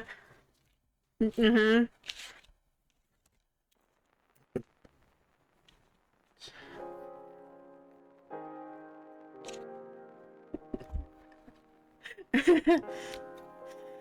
Okay, and then we have Black Moon Lilith in Cancer. Honor your emotions. And Mercury, which is funny because the lovers actually did pop up. It flipped over. Mercury, communication and truth. Yeah. She's one of mine as well. I just haven't talked to her a lot.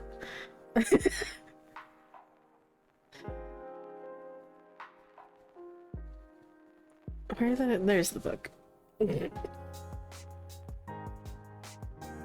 Okay, Black Moon in Cancer. Honor your emotions. The universe wants you to know that your emotions are valid, and that this is your time to heal and to honor them. When this oracle card comes to you, the cosmos is asking you to stop neglecting your own emotions for the sake of others.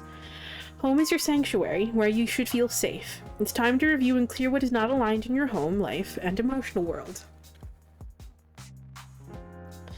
Symbolized by the crab, the zodiac sign Cancer is an emotional water sign ruled by Mother Moon. When Black Moon Lilith is here, the mother is a main character in your life.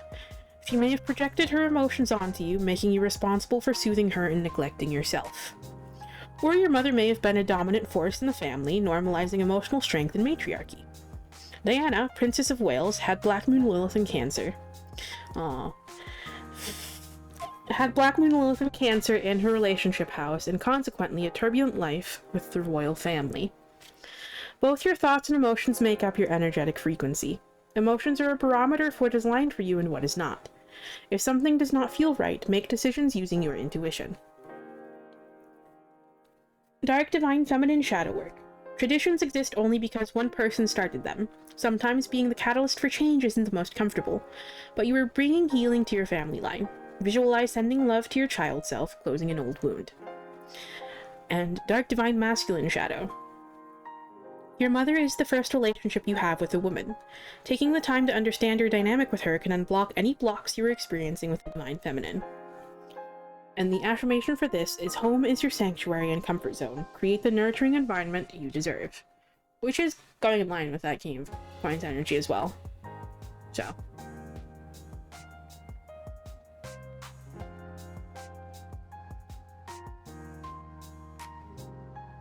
But yes.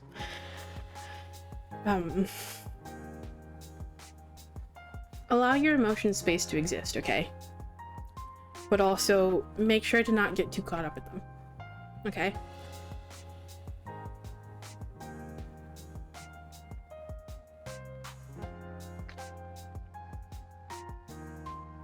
And then we have Mercury, communication and truth. When the Mercury Oracle card appears, it's time for you to tap into the alchemy of your thoughts, speech, and the written word.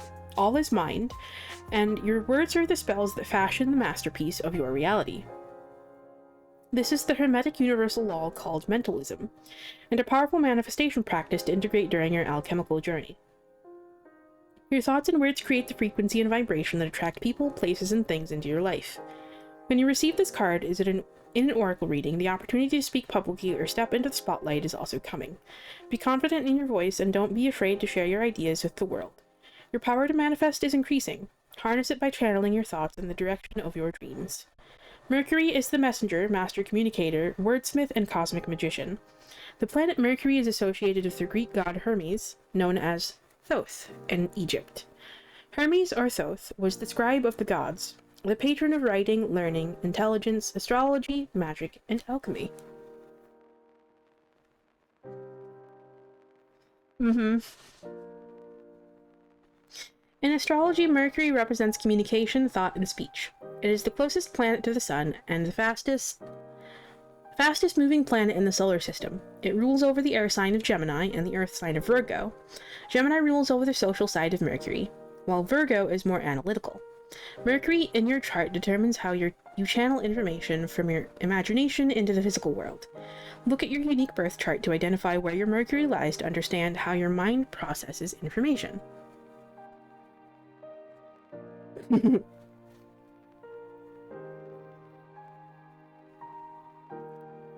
And the affirmation for this is: you are a magician and your words are your wand. Unlock the power of your thoughts.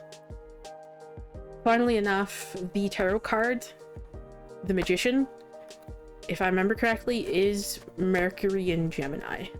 So. The magician is the energy of the ultimate manifester, so.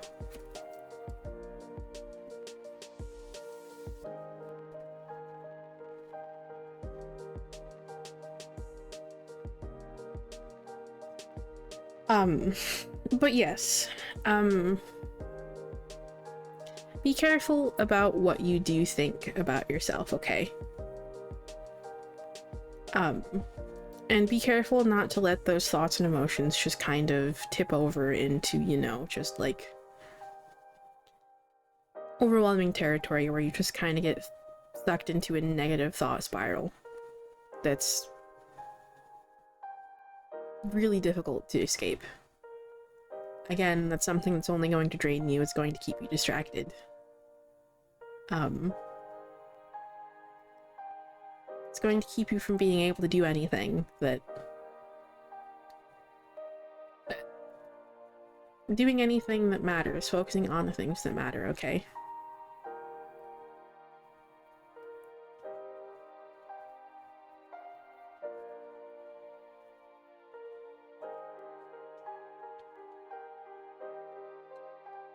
And let's see.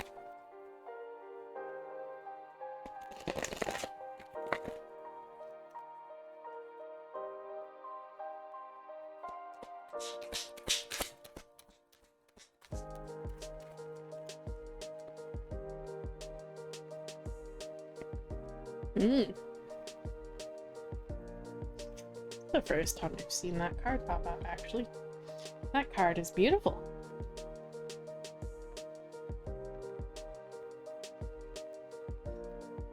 This is Viger. Interestingly enough,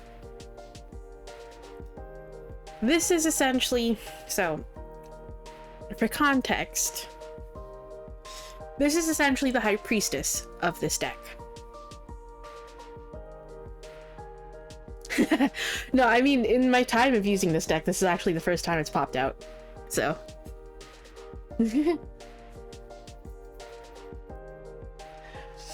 But, this card, Viger, is essentially the High Priestess of this deck, okay? And, interestingly enough, the, Viger was a title that was given to, the court in ancient Egypt. It was a title that would be given to the highest, royal advisor.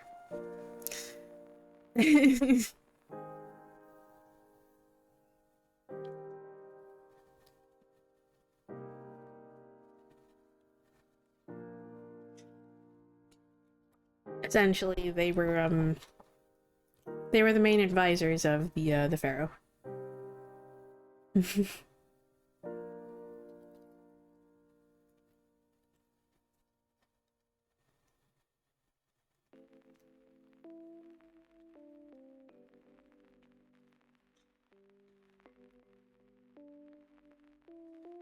Viger. Theme is contemplation. Overworld keywords are composure, patience, self-reflection, serenity, and wisdom.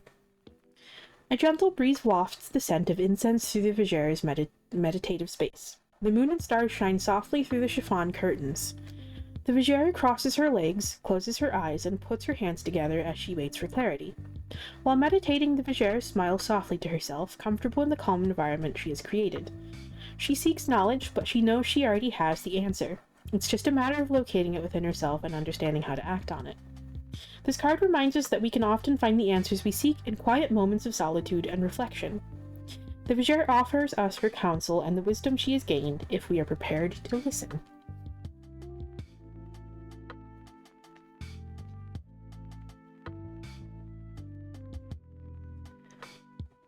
The prompts associated with this are 1. When you sit in silence, what do you hear within? 2. Letting your thoughts come and go without instant judgment. Can you find clarity? 3.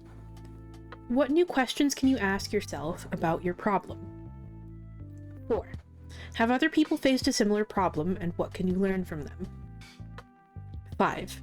What inner wisdom do you already have that you are struggling to apply?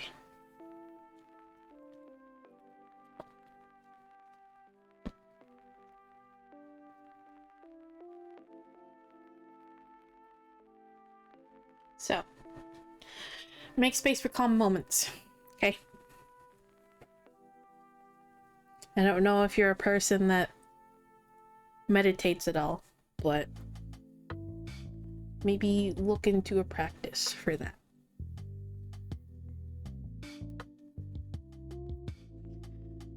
Because I know you're also kind of a similar situation where I am right now, where guides are essentially just kind of going radio silent mostly. That's because they want you to essentially just kind of tap into yourself and realize that you don't need them right now.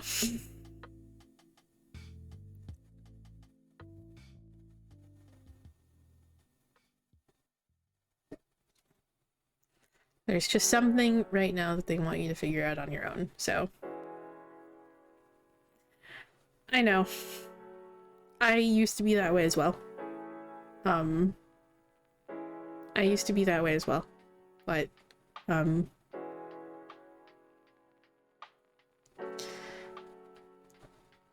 I've found that I don't really have as much of a problem anymore, because a lot of the internal criticism is gone. That voice has been silenced. It still tries to pop up occasionally, but it's been silenced. So.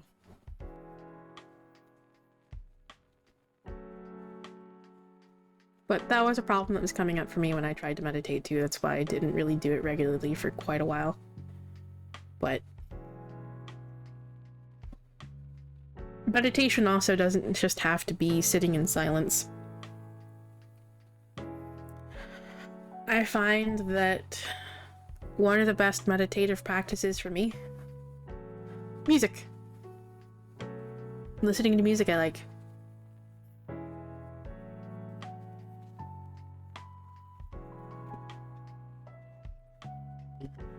Meditation can just be essentially setting like time aside for yourself to just go give yourself a little bit of solitude and enough quiet so that you can essentially just kind of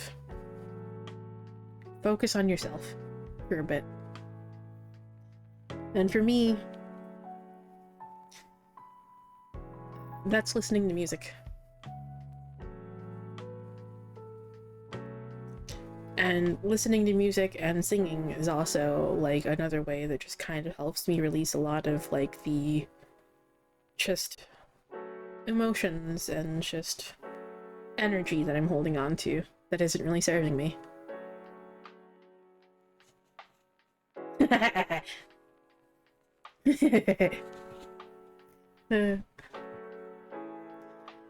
That's cute.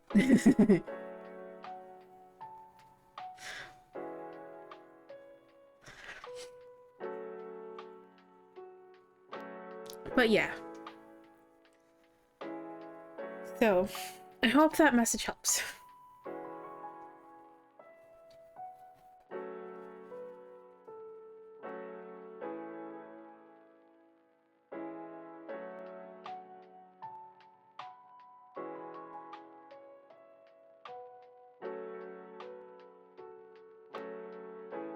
And also, I do want to comment as well. One final thought there. Journaling is another form of meditation as well, okay? It's also a form of self-reflection. And a form of communication, particularly with ourselves, okay? It helps us essentially process those thoughts and emotions by putting them into word. That is one of the main reasons why I actually recommend and talk about journaling so much. And given that it's being highlighted in 2 points here. Yeah.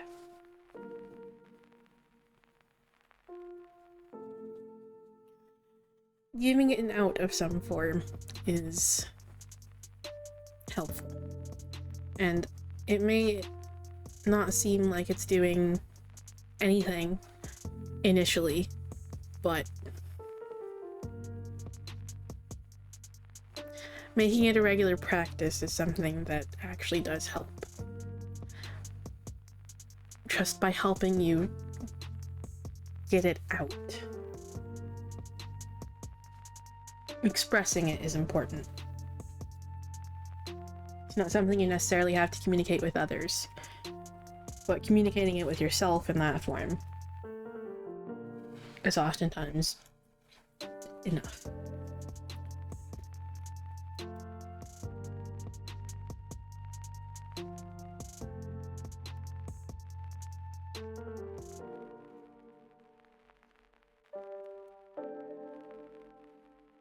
Alrighty. So, before I close the queue,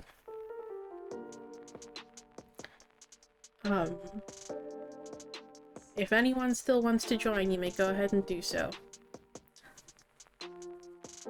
In fact, I'll give you until I return with the amulet, because I don't have it by me right now, so I'll be right back.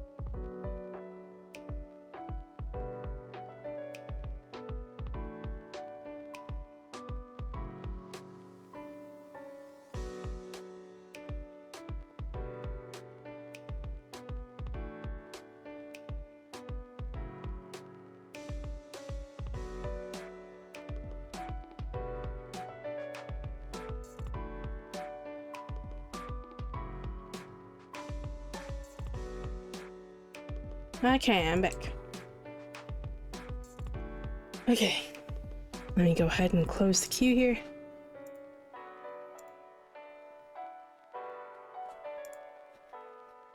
Alrighty.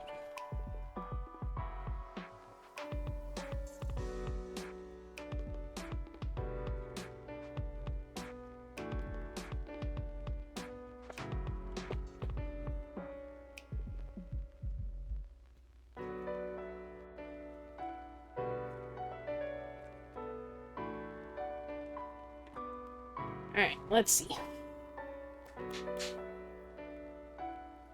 Let's see what answer we have for you here, Egg.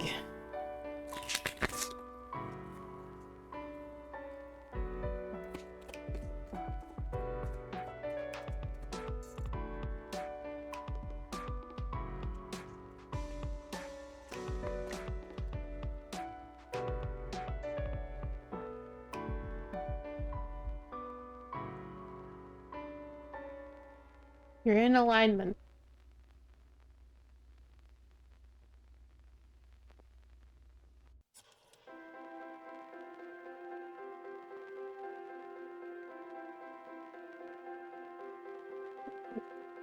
Yeah. I certainly didn't expect the directness, considering how this deck likes to be usually.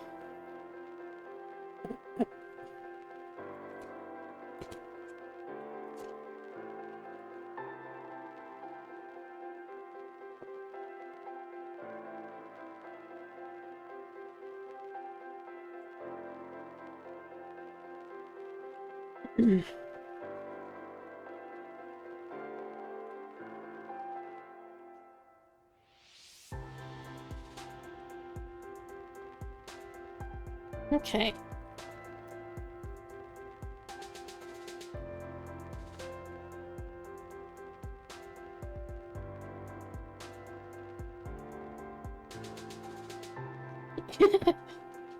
Yeah. Yeah, I've been there before myself. Yeah.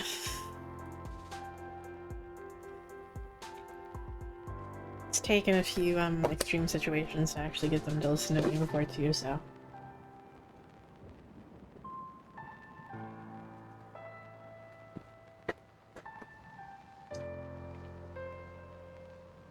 Alrighty. Anyway. Let's see what closing message they got for us.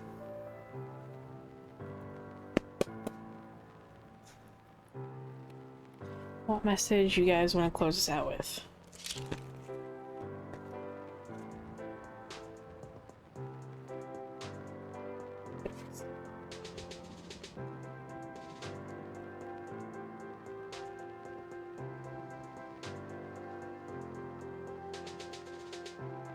I don't have the Therapets deck right with me right now, I'm sorry.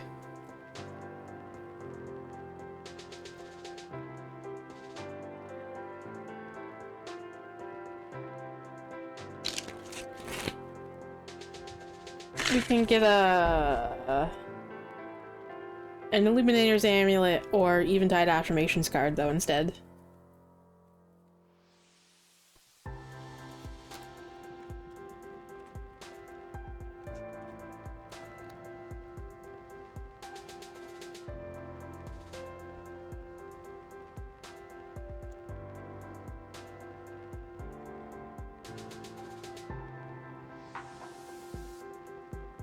Okay.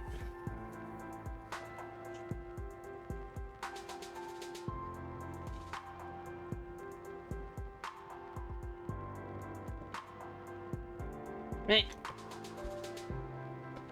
Okay, choose a direction, please. Thank you.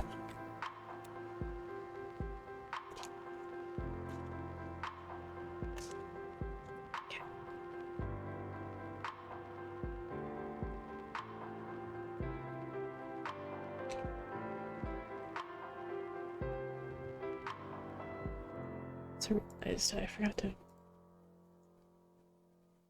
in the bed.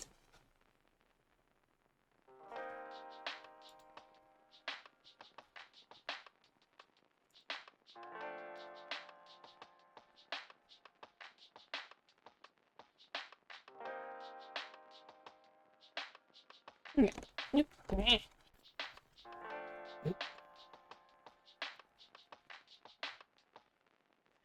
we have the Five of Cups.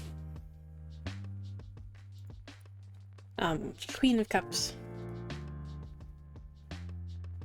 And the Seven of Coins. Okay. So,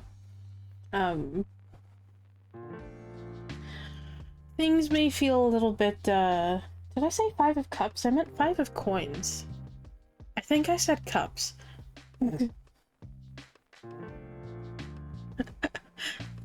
Anyway.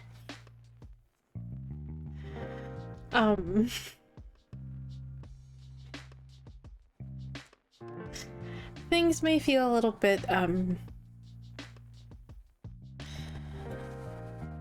intense and uncertain right now, given the Five of Coins. Feeling a little bit like left out in the cold, feeling alone and isolated, and just kind of unsure where to go and how to get the help that you need, okay? Or even just unsure of how to help yourself out of this situation, okay? And,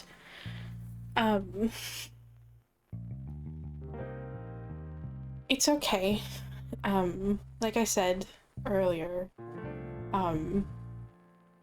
express these emotions, okay? Because Queen of Cups here is about emotional vulnerability. Express these emotions, don't try to shove them away and suppress them, okay? But also remember to keep them in balance. Your emotions are valid, but also spending too much time just dwelling on these things is only going to drain you. Okay? Right now you need to be focusing on what you can be doing to get yourself out of this situation, okay? What work can you be putting in? What planning do you need to be doing to essentially see yourself out of this.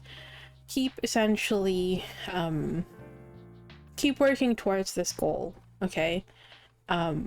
Reflect on what you could be doing. Reflect on the progress that you've already made towards things, okay? Reflect on what is working and what isn't working, okay? And let go of what isn't working.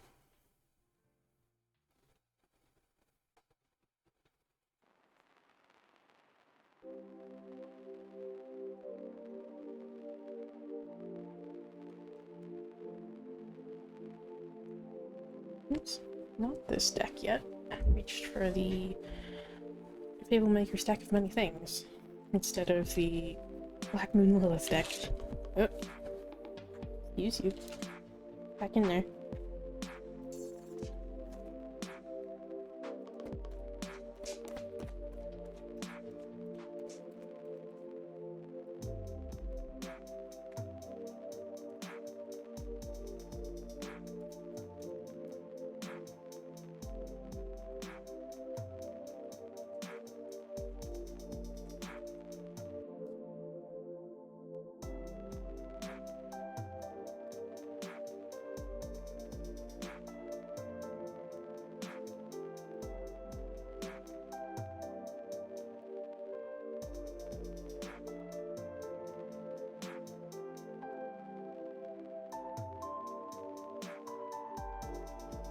Okay.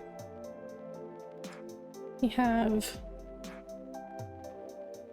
Conjunction, Becoming Whole Again.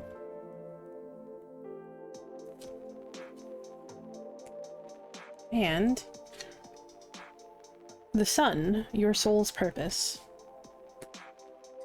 Which is definitely going, again, in line with those realignment vibes that are going on currently.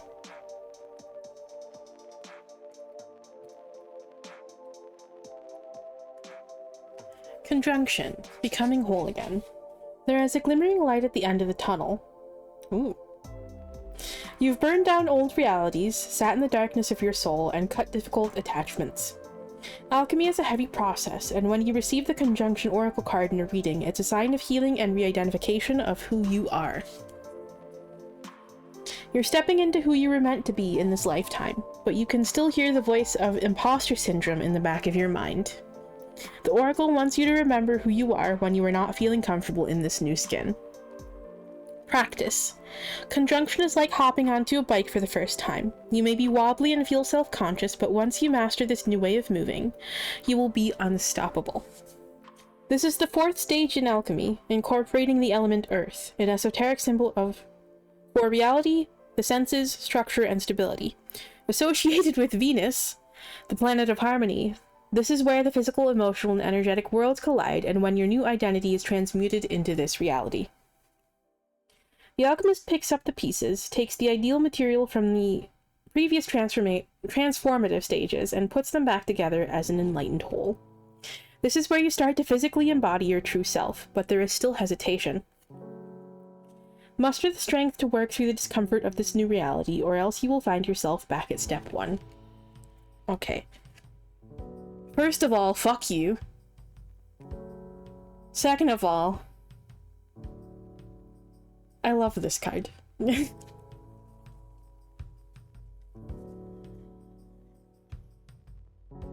Conjunction phase shadow work. Positive affirmations are helpful in the moments when you feel unsure of who you are. Add them as reminders on your computer or phone, or jot them on sticky notes and place them where they are most visible to help raise your vibration during the day. You mean like that affirmation command I have? It's time to embody your true self. You are empowering and accepting yourself. That's your affirmation for this card. And then we have the Sun.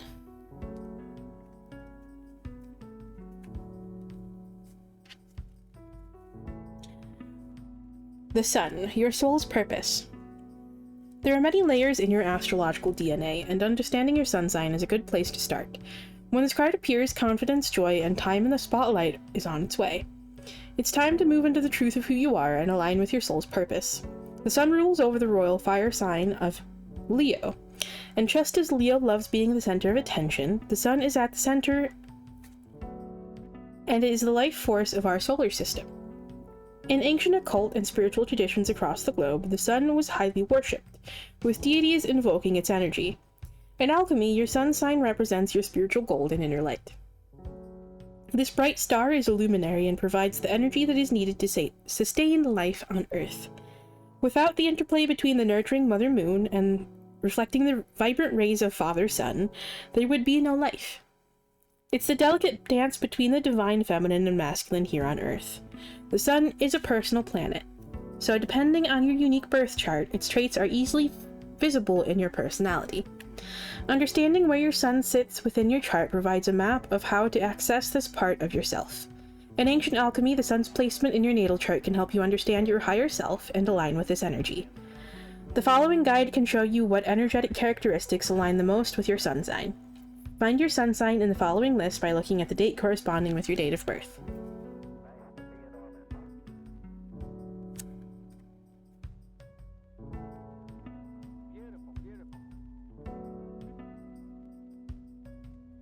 Okay. The affirmation for this one is, your life is changing direction in a major way. It's time to embody your gold. Okay. I love this.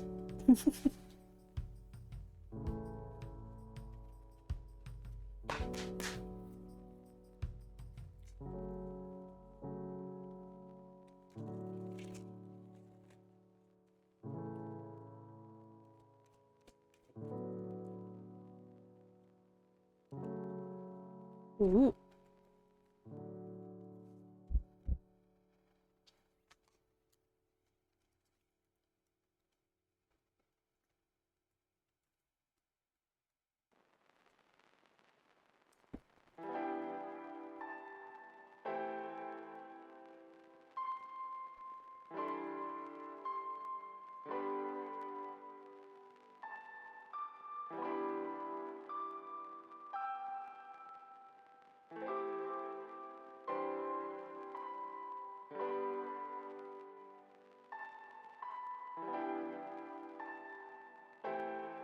I just realized I forgot to put this on screen as I was looking through the book. My bad. I was trying to find the entry for this card. It's Death. Death Overworld.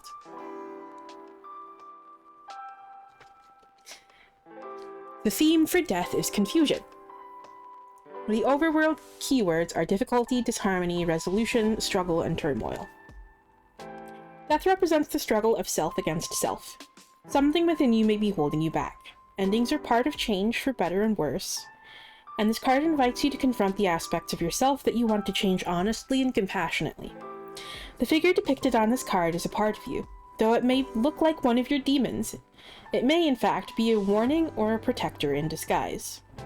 It challenges you to seek resolution with a part of yourself that blocks a potential pathway to change and encourages you to consider whether or not this change will lead to positivity and growth.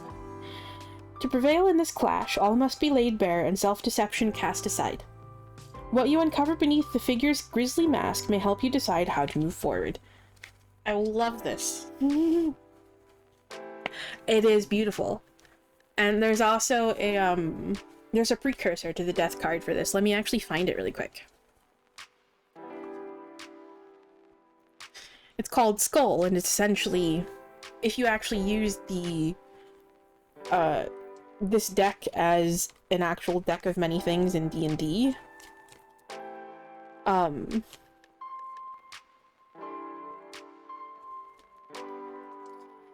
it's actually it's like a lower entity that actually summons the death entity, because this is an actual, like, boss that will be summoned in D&D when you actually get this card.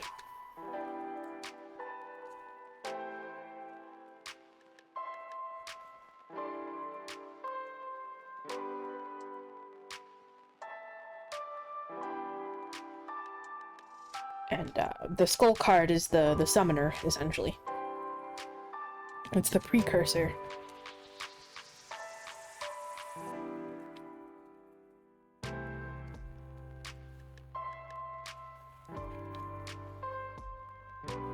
Here's the skull card.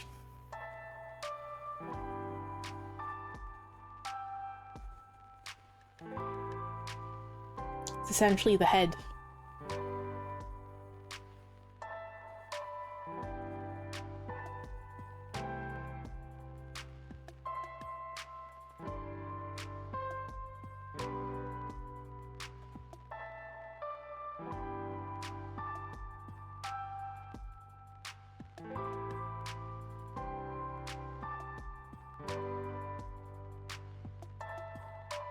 Okay. And the prompts for this version of death are: 1. What changes do you want for yourself?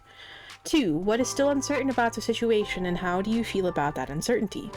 3. What feelings are you trying to ignore? 4. Think about an aspect of your life in which you feel stuck. What feelings emerge when you consider why you feel this way? 5. What feelings would you rather turn away from than confront? This is so fitting for this reading. It's just like, hey bitch, do some shadow work. See what's getting in your way. It's kind of what we did tonight, thank you. But apparently they're encouraging you to do more.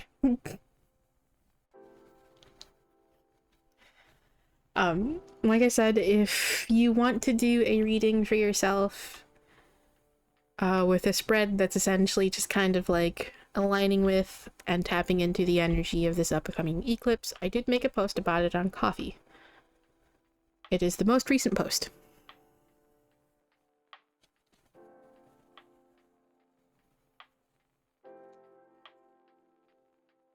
And if you need a link to the Coffee page, just type !coffee, K-O-F-I. And that'll post a link to my page. And it doesn't just have to be done with a tarot deck. You can also use an oracle deck. That's like the lovely thing about spreads. And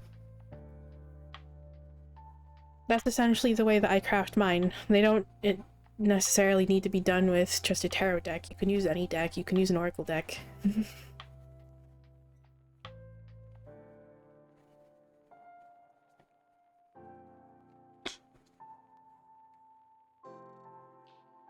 But anyway, let's get that Eventide Affirmations card before I forget. It's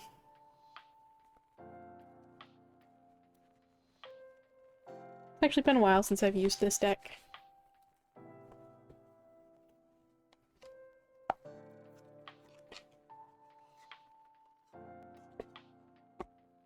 Alrighty.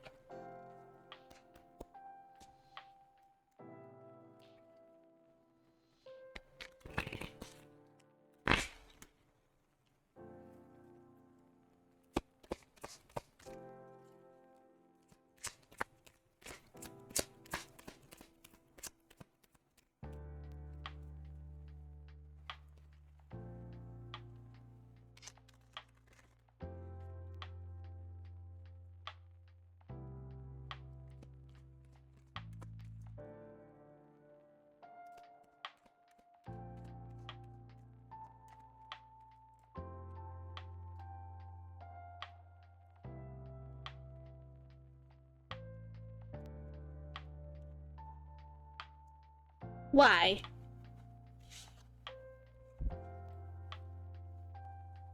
Okay, there are 3 cards, and, like, these are all just, like...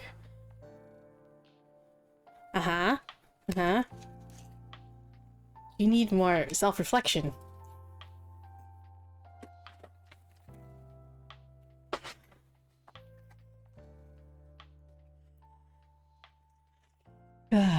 First is, I can trust my intuition to guide me in my journey.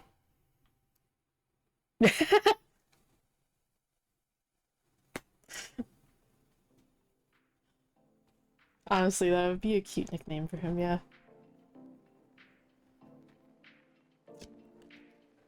Aw.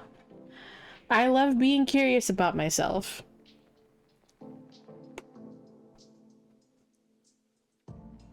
And going in line with that first one, I can find the wisdom I need within myself.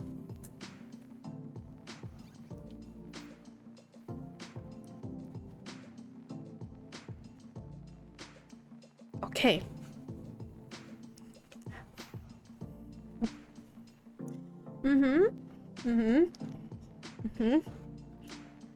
They're just like, you really need to trust, you need to trust yourself here, and you also need to just do some self-reflection.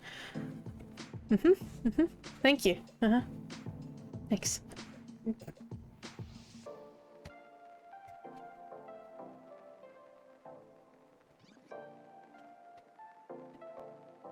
Okay. Well, I hope that message helps for anyone who needs to hear it. But with that, ow. Unfortunately, it is time for me to call it here so that I can go take some time to rest and probably go eat because I am getting very hungry again.